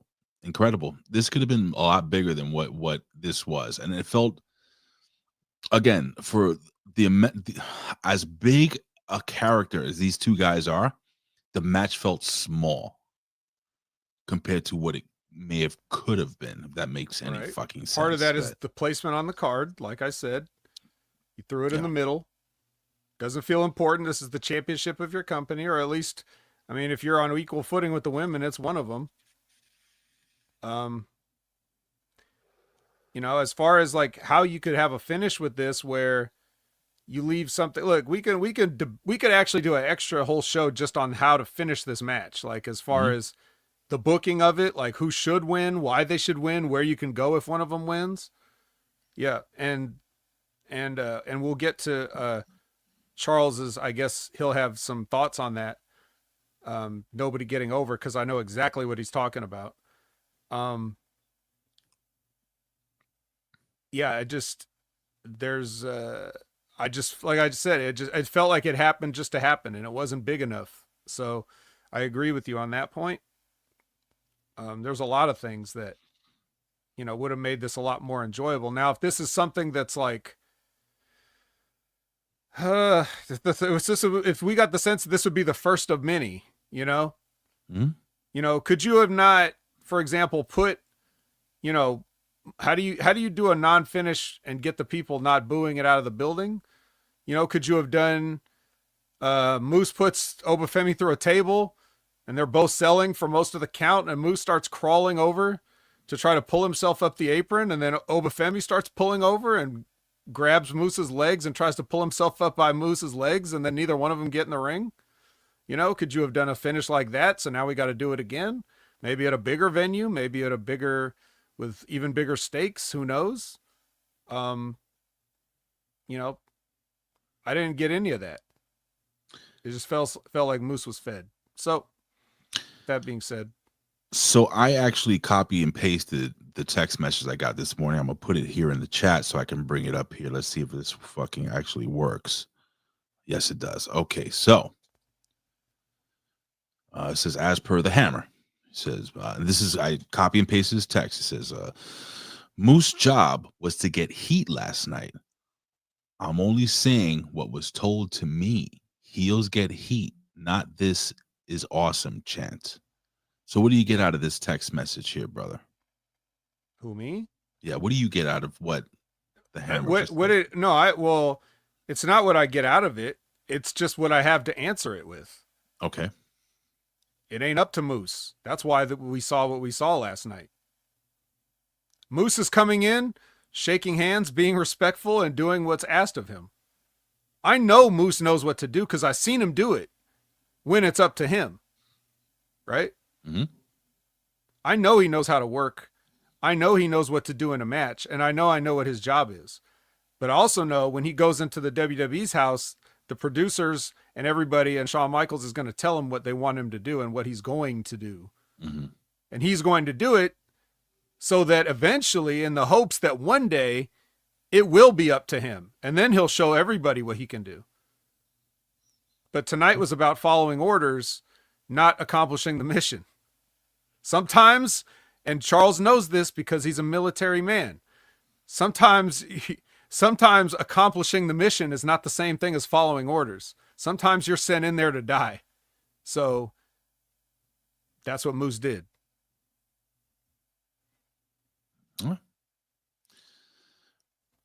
You're not going to get this analysis in many other places. I'm just going to tell you right now. So best in the world. And that's what the assist from the best chat in the world.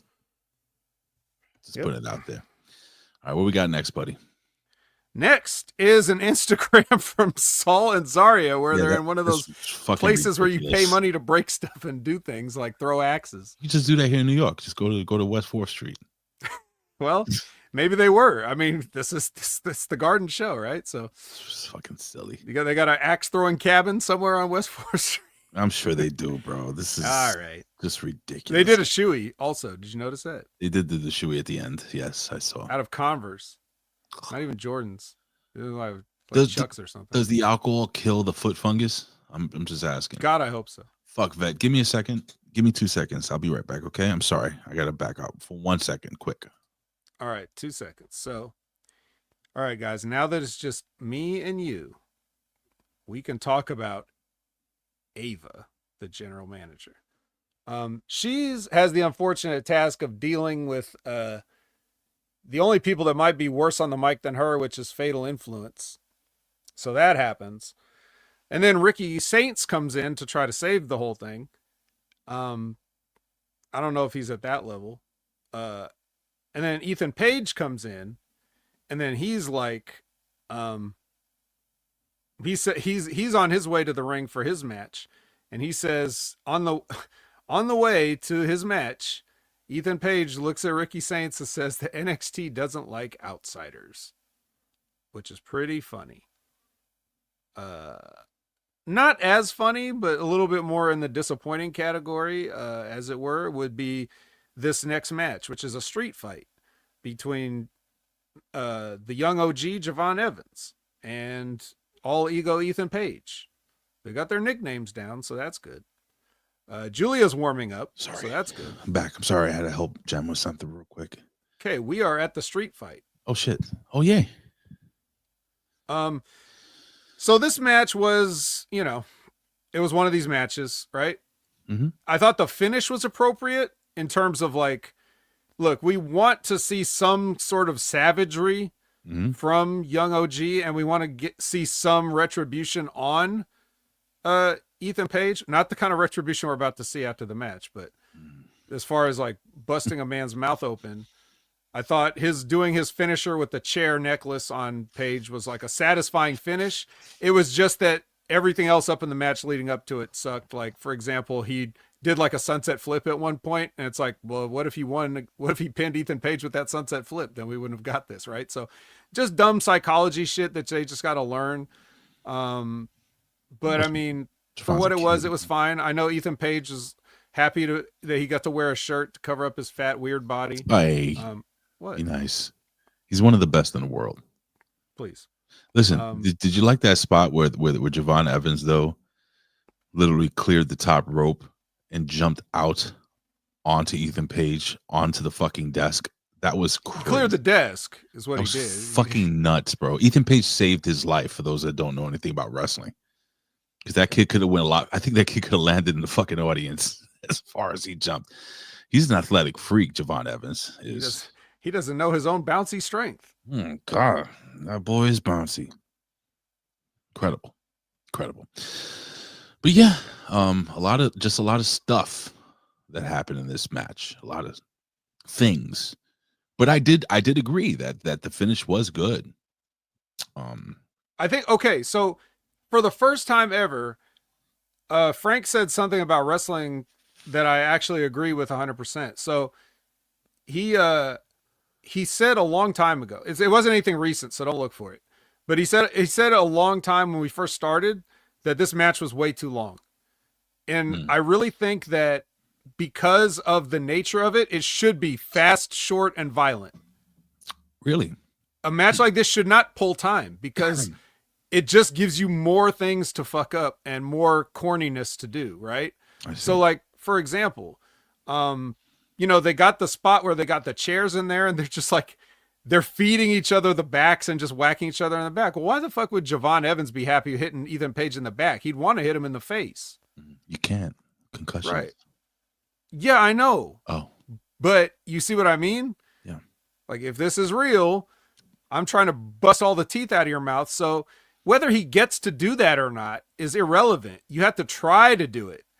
So you don't have to set up these long spots and do these things of these, like, jumping out of the ring and doing weird shit like that, or, we're going to see enough of that from him in his entire career going forward. We're going to see enough of him being bouncy and jumping. This is about fighting today.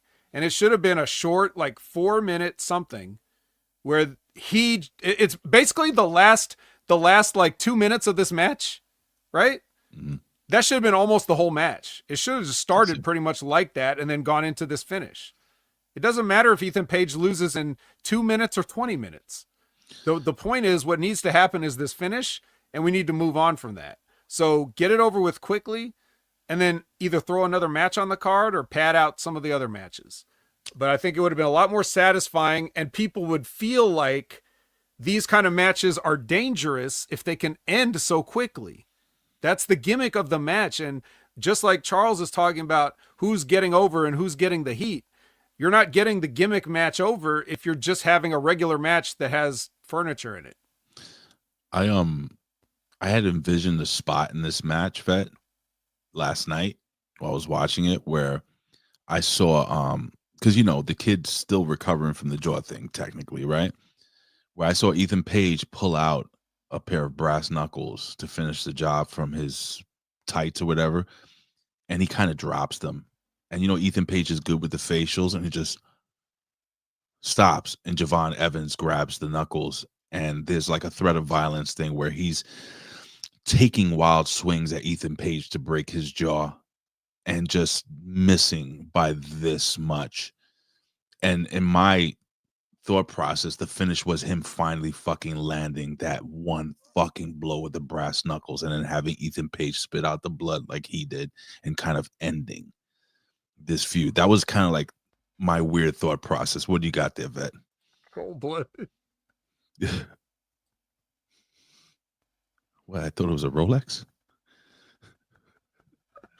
Yes, because Michael Cole at the he thought it was brass knuckles. Yeah. He hits Cody with the watch, and he's like, he's got brass knuckles, and that's and Mackey's like, it's a Rolex. And what a miss! And not even a Rolex; it's like his father's Rolex that The Rock gave to him. It's such a big thing that they missed on the call. It's like, how do you do that? Anyway, yeah. So that's funny. But yeah, I mean, that's the whole thing. It's like we've seen guys have 10-minute matches and 15-minute matches. Just if you're doing this street fight, it's personal.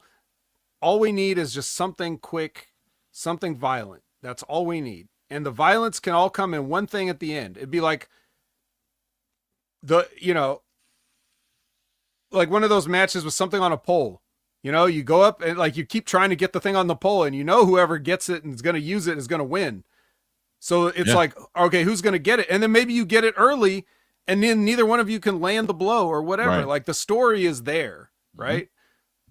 So I just, whatever. But anyway, whatever they do doesn't matter, because here comes San Extribution out here with their music and their lighting and their all this stuff. And can he get masks that don't fall off? They were like pulling them down this time. Why even fucking wear them though now at this point? I don't know. These guys are all fired.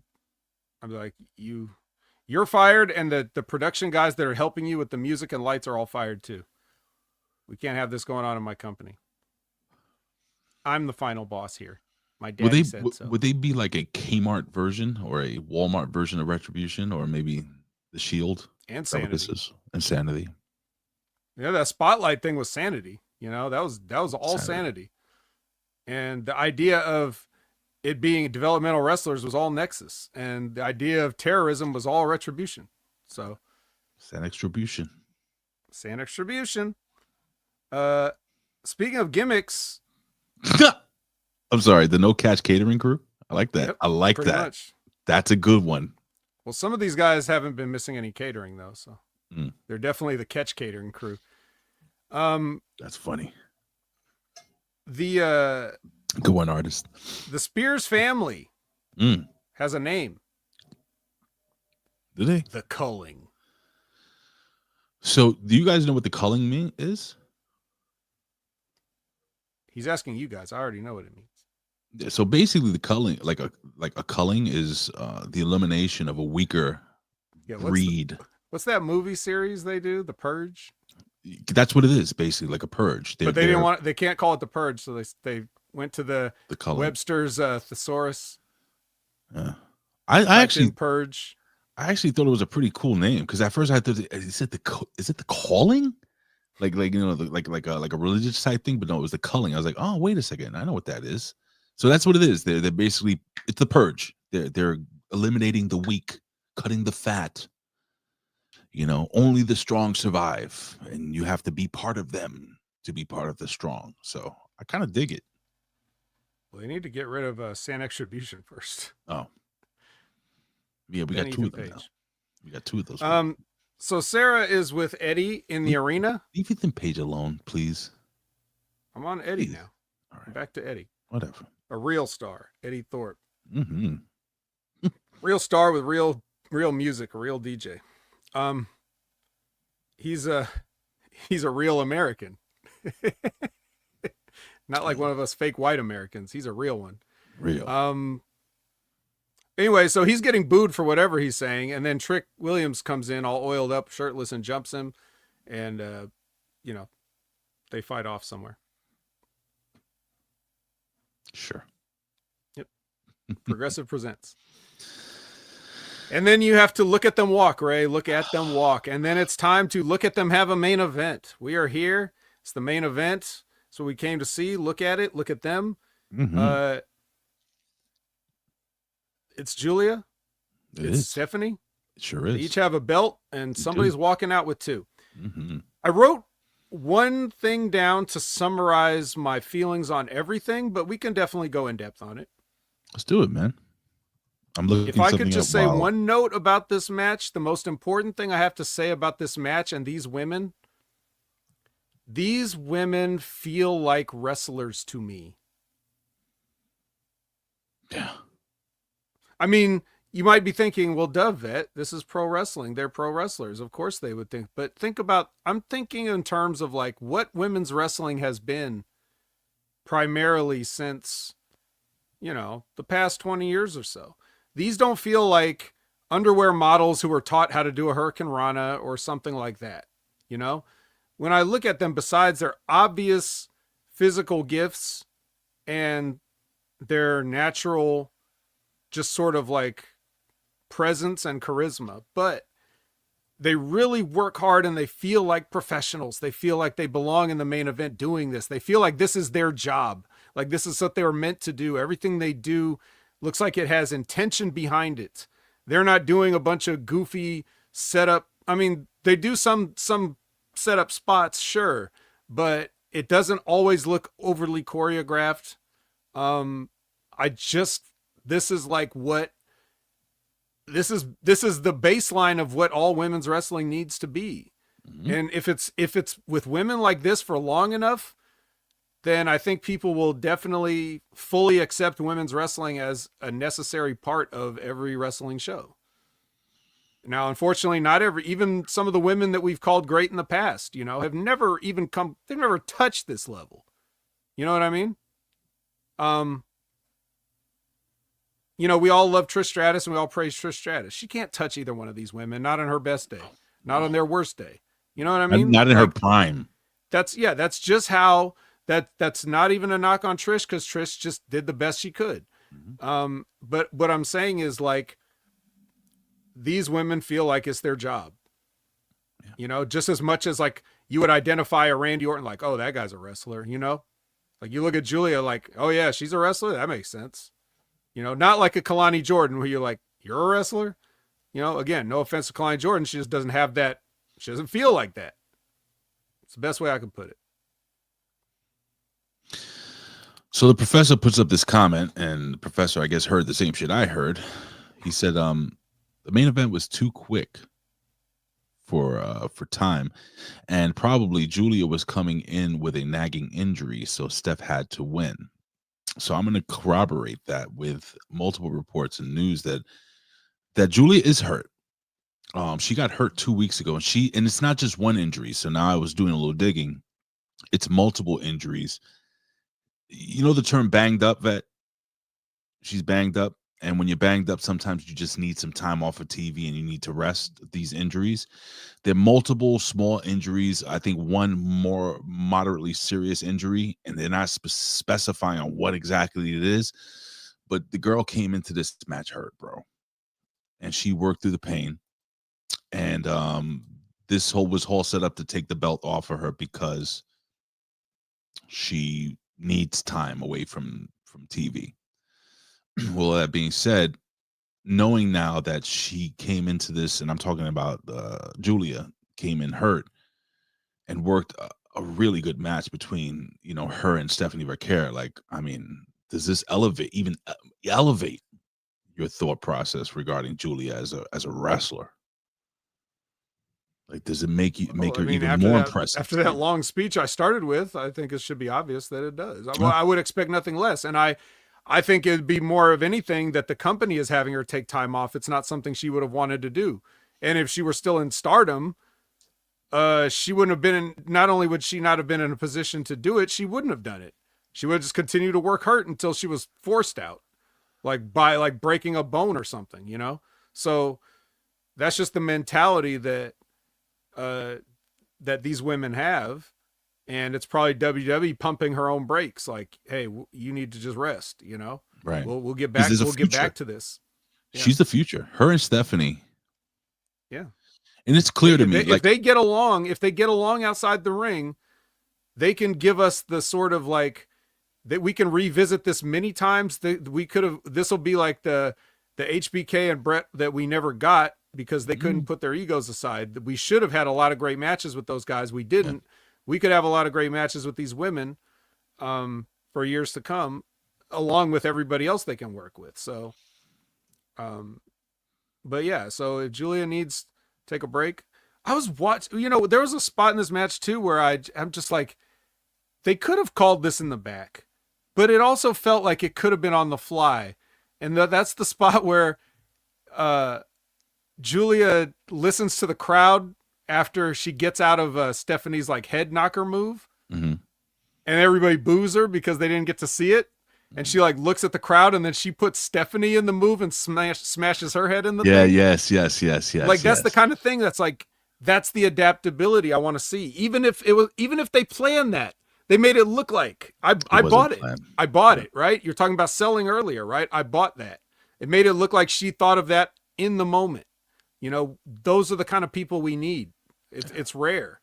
It's a dying breed. So to look the part, you know, there's a lot of like unimpressive looking women or unathletic women that are decent workers, good workers, you know, but for people that look like, you know, beautiful women, but also have the ferocity of men, you know, like that's what we all really want. We want a division full of women like this. And I know it's hard. That's a tall order to fill, but yeah, I can't put them over enough. Like I love them both. And I always have. It's actually like, you know, going back to putting myself over it, you know, back when Jargo was doing the Destino podcast and he had me come on, and I never watched a whole Stardom show before.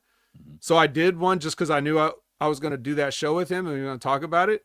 And this was he hasn't done an episode of that show in forever, so I'll tell you how long it was. Years. But I told him then, I said, any wrestling company that's actually serious about women's wrestling needs to hire Giulia right now.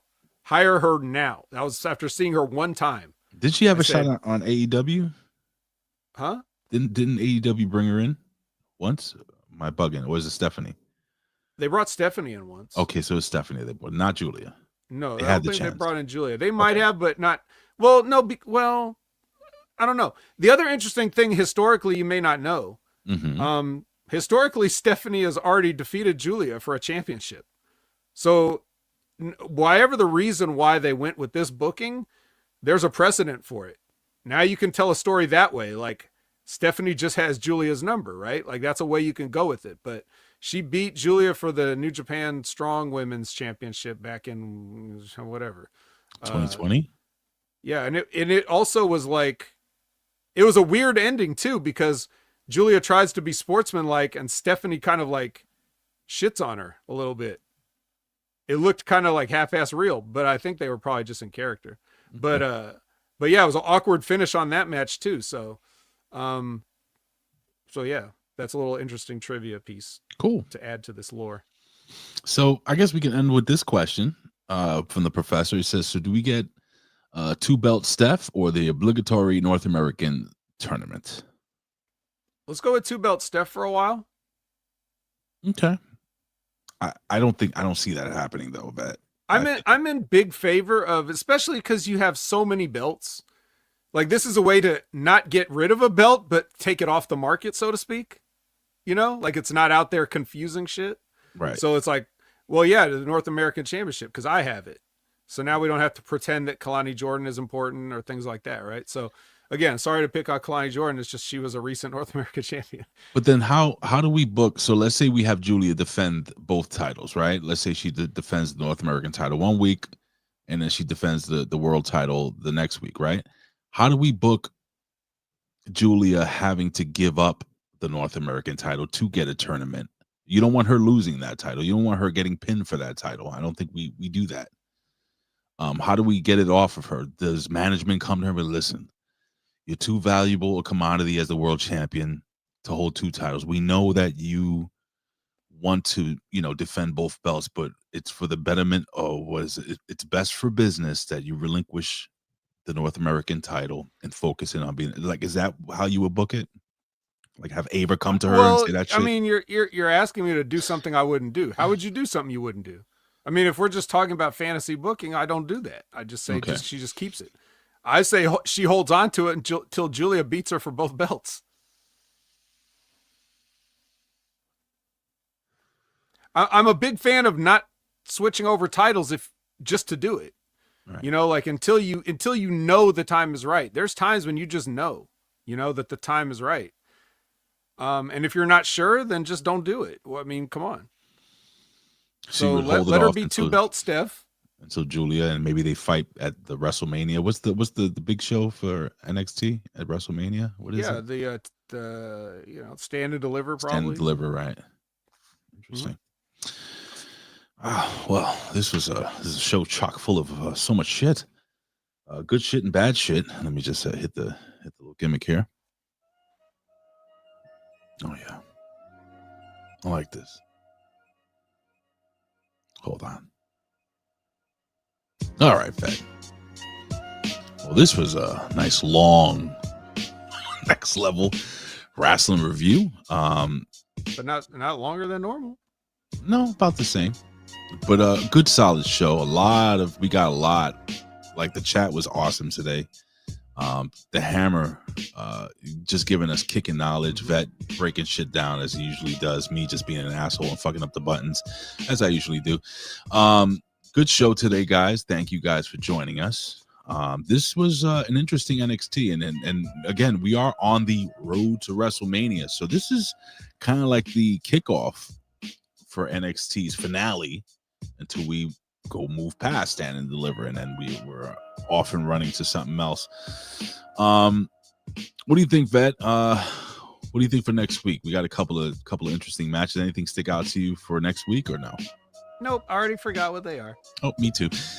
Vet, put over and pontificate, sir. All right, Opinion Haver everywhere is where you can find me. Mm-hmm. Any social media platform, any platform where you get like a username, right down there. It's Opinion Haver. Same thing with Big Ray Hernandez. That's right, Big Ray Hernandez. It's important to brand yourself. Mm-hmm. Don't confuse it with different names on all these accounts, man. By the way, you taught me this because I was like at Big Ray's show at one thing and Ray Hernandez. I said, you know what? Let me see if this is available. And that's why it's Big Ray Hernandez everywhere as well. But anyway, I'm sorry. Continue. Oh, we also got a birthday for Big Ray Hernandez. I know you were asking for it earlier, but it finally came through. Cold-blooded. Cold. Holy smokes and Jesus. Aw. Thank you. Cool. I don't know what to say. $5 face slap, Infidel. Oh, yeah, I need another one of those. Yeah. Cold blood, thank you, buddy. I appreciate you. Yep. And helping us keep the lights on. Happy early birthday to Big Ray, because I probably will forget to tell him on the day, so he will. Just go with that. He will. So Add Opinion Haver everywhere. You got, of course, you know where to find me here every Wednesday, 8 a.m., 11 a.m. You got Monday nights, 6:30 p.m. Pacific, 9:30 p.m. Eastern, with Brandon for the Impact Attack. We'll talk about the TNA side of this equation here. How's Moose gonna bounce back from this? First, he seems like an afterthought on his own show. Then he comes here and gets beat and doesn't get over. Wow, what's next for Moose? Is he becoming endangered? I don't know. We'll pick up the pieces. Endangered Moose. Yep, and then you got every Sunday, 8 a.m. Pacific, 11 a.m. Eastern. Jimmy T and myself do the Wreckage. That's right. We talk about AEW. We'll have to talk about Revolution because for once they actually had a pay-per-view after the Wreckage instead of before. So now we got to wait a week to talk about it in full, but we will. Be sure to break down everything, including even the fat cookie guys on the pre-show. Like, we'll talk about it all. What a fucking joke. On the Wreckage. And then let us shout out some lovely affiliates. We've got Wrestling with Rip Rogers. Every concrete time on every concrete day that they go live is when you can find them and ask them a question. The best way to know is if you just go to the page, subscribe, click the notification bell. That way you'll never be left out. Whether it's Timmy Baltimore as a guest host, whether it's myself as a guest host, or whether it's Von Lilas doing his thing, you ask Rip Rogers a question and you'll get the kind of answer that you could never imagine. And speaking of Timmy Baltimore, we're going to have to get a graphic for this one, Ray, but Limpin' Ain't Easy limps along into week 2 with his special guest, always ready, Matt Cardona. Really? Yes, that premiered even right before we went live here today. So it's ready to watch on demand on YouTube. Limpin' Ain't Easy, Timmy Baltimore, Matt Cardona. Go find that now. Go subscribe to his page, like and get notified for that as well. It's not live, it's pre-recorded, but it comes on as a premiere, so you can go in the chat and chat along while it plays live, at least until our show comes on. Then you got to leave them and come over here and watch. When is he? Does he record on a certain day, Timmy Baltimore? I don't know. I just know that it comes out on Wednesday at 7 a.m. Pacific, 10 a.m. Eastern. So the Hollywood Haley J one was a little under 2 hours, so it's probably going to be around that. I would imagine for each episode, each interview. So check it out. Limpin' Ain't Easy, Timmy Baltimore, special guest Matt Cardona, and of course we're talking about Stevie Richards, the greatest. Oh, look, we got the updated. 94.1 thousand subscribers have almost decided 100,000 for our boy that Stevie Richards has got the best wrestling show on the planet. It's got to be I would never even dare to be a part of it because they're doing so good. Even I, the best in the world, don't want to throw a little extra ingredient in this perfect stew. So I'll just let him and James do his thing. But yes, they're always Matt Cardona's always ready, and these guys are always informative, entertaining, and funny as they're talking about all the big news of the week, like, you know, John Cena heel turn and Travis Scott punching people in the ear and all this stuff. You're gonna have to check it out. And there'll be a new episode every Friday in audio and video form, so be sure to follow them as well. And I think that's just about it, right? I'm looking. How do I find Timmy Baltimore's channel? Limpin' Ain't Easy. I looked it up. It's right there. It's Limpin' Ain't Easy, Timmy Baltimore. Just type in a bunch of stuff. Type in Matt Cardona too. Type in everything. I'll find it, and now I'll make a little graphic for it. But yeah, ladies, link here.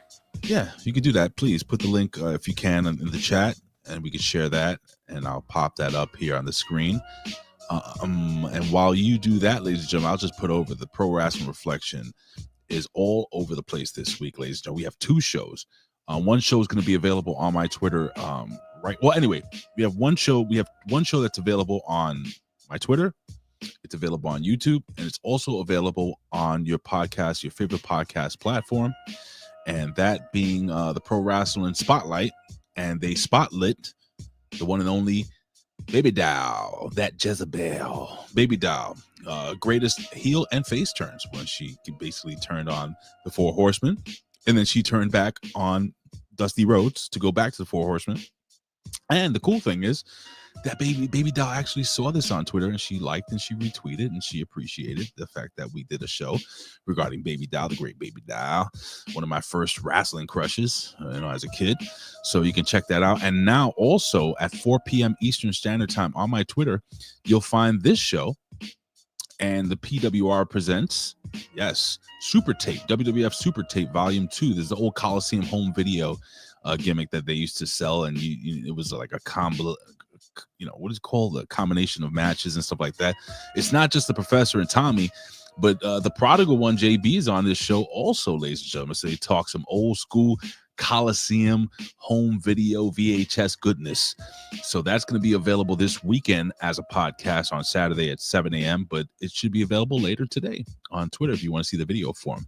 So check that out, ladies and gentlemen. And again, if you guys didn't get a chance to watch it, if you don't know what happened on Raw, if you just are, at work and you want to listen to something or watch something on YouTube, you can check out me and Jimmy, because we did review Monday Night Raw, which was March 10th, 2025, and it was the big steel cage match with CM Punk and, of course, the one and only Seth Rollins. Check it out, guys. It's up right now on YouTube, and we love you. We appreciate you. We thank you. Let me see if he did you put the link up, Bet? Oh, no.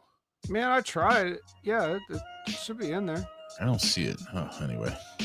Well, maybe, I don't know if I'm blocked from posting links or anything. I'll try again. That's weird. But Limpin' Ain't Easy. I'm gonna look it up. I'm gonna find there. Did it show up? It's not showing up. That's weird. Yeah, they're probably just don't want it to be. They don't want me to post a link, which I understand. That's good. We don't want people posting random links in here. That's fair. I think that might be a thing that you guys should be able to definitely find it if you just go ahead and look. Yeah, so just Google Timmy Baltimore, head over to YouTube and just type in Timmy Baltimore Limpin' Ain't Easy. And Kenny effing Powers was able to put it up there. Yeah, I pasted the actual URL that they gave me from the video page. Okay. But this works. So you go to youtube.com/@Limpin' Ain't Easy. You can find that there, folks, and give love to Timmy Baltimore. Tell Timmy that the Vet and Big Ray sent you from the Next Level Wrestling Review.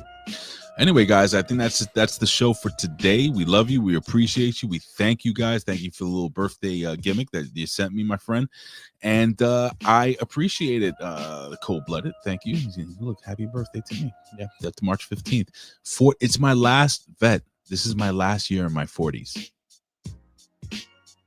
Let's make it a win. I'm 49.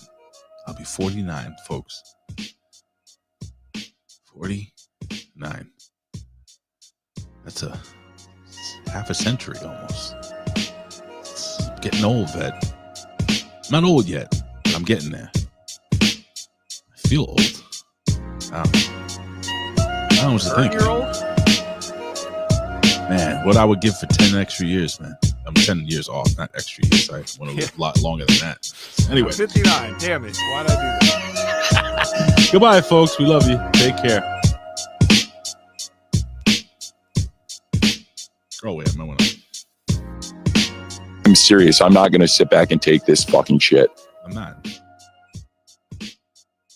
Oh, Shuggy Duggy Quack Quack. This is the Hustler Rip Rogers. Yeah, it's fucking me. Yeah, and listen to the fucking Hameen Media Group. That's Ben Hameen Media Group from Rip Rogers. Go get him and go fuck yourself.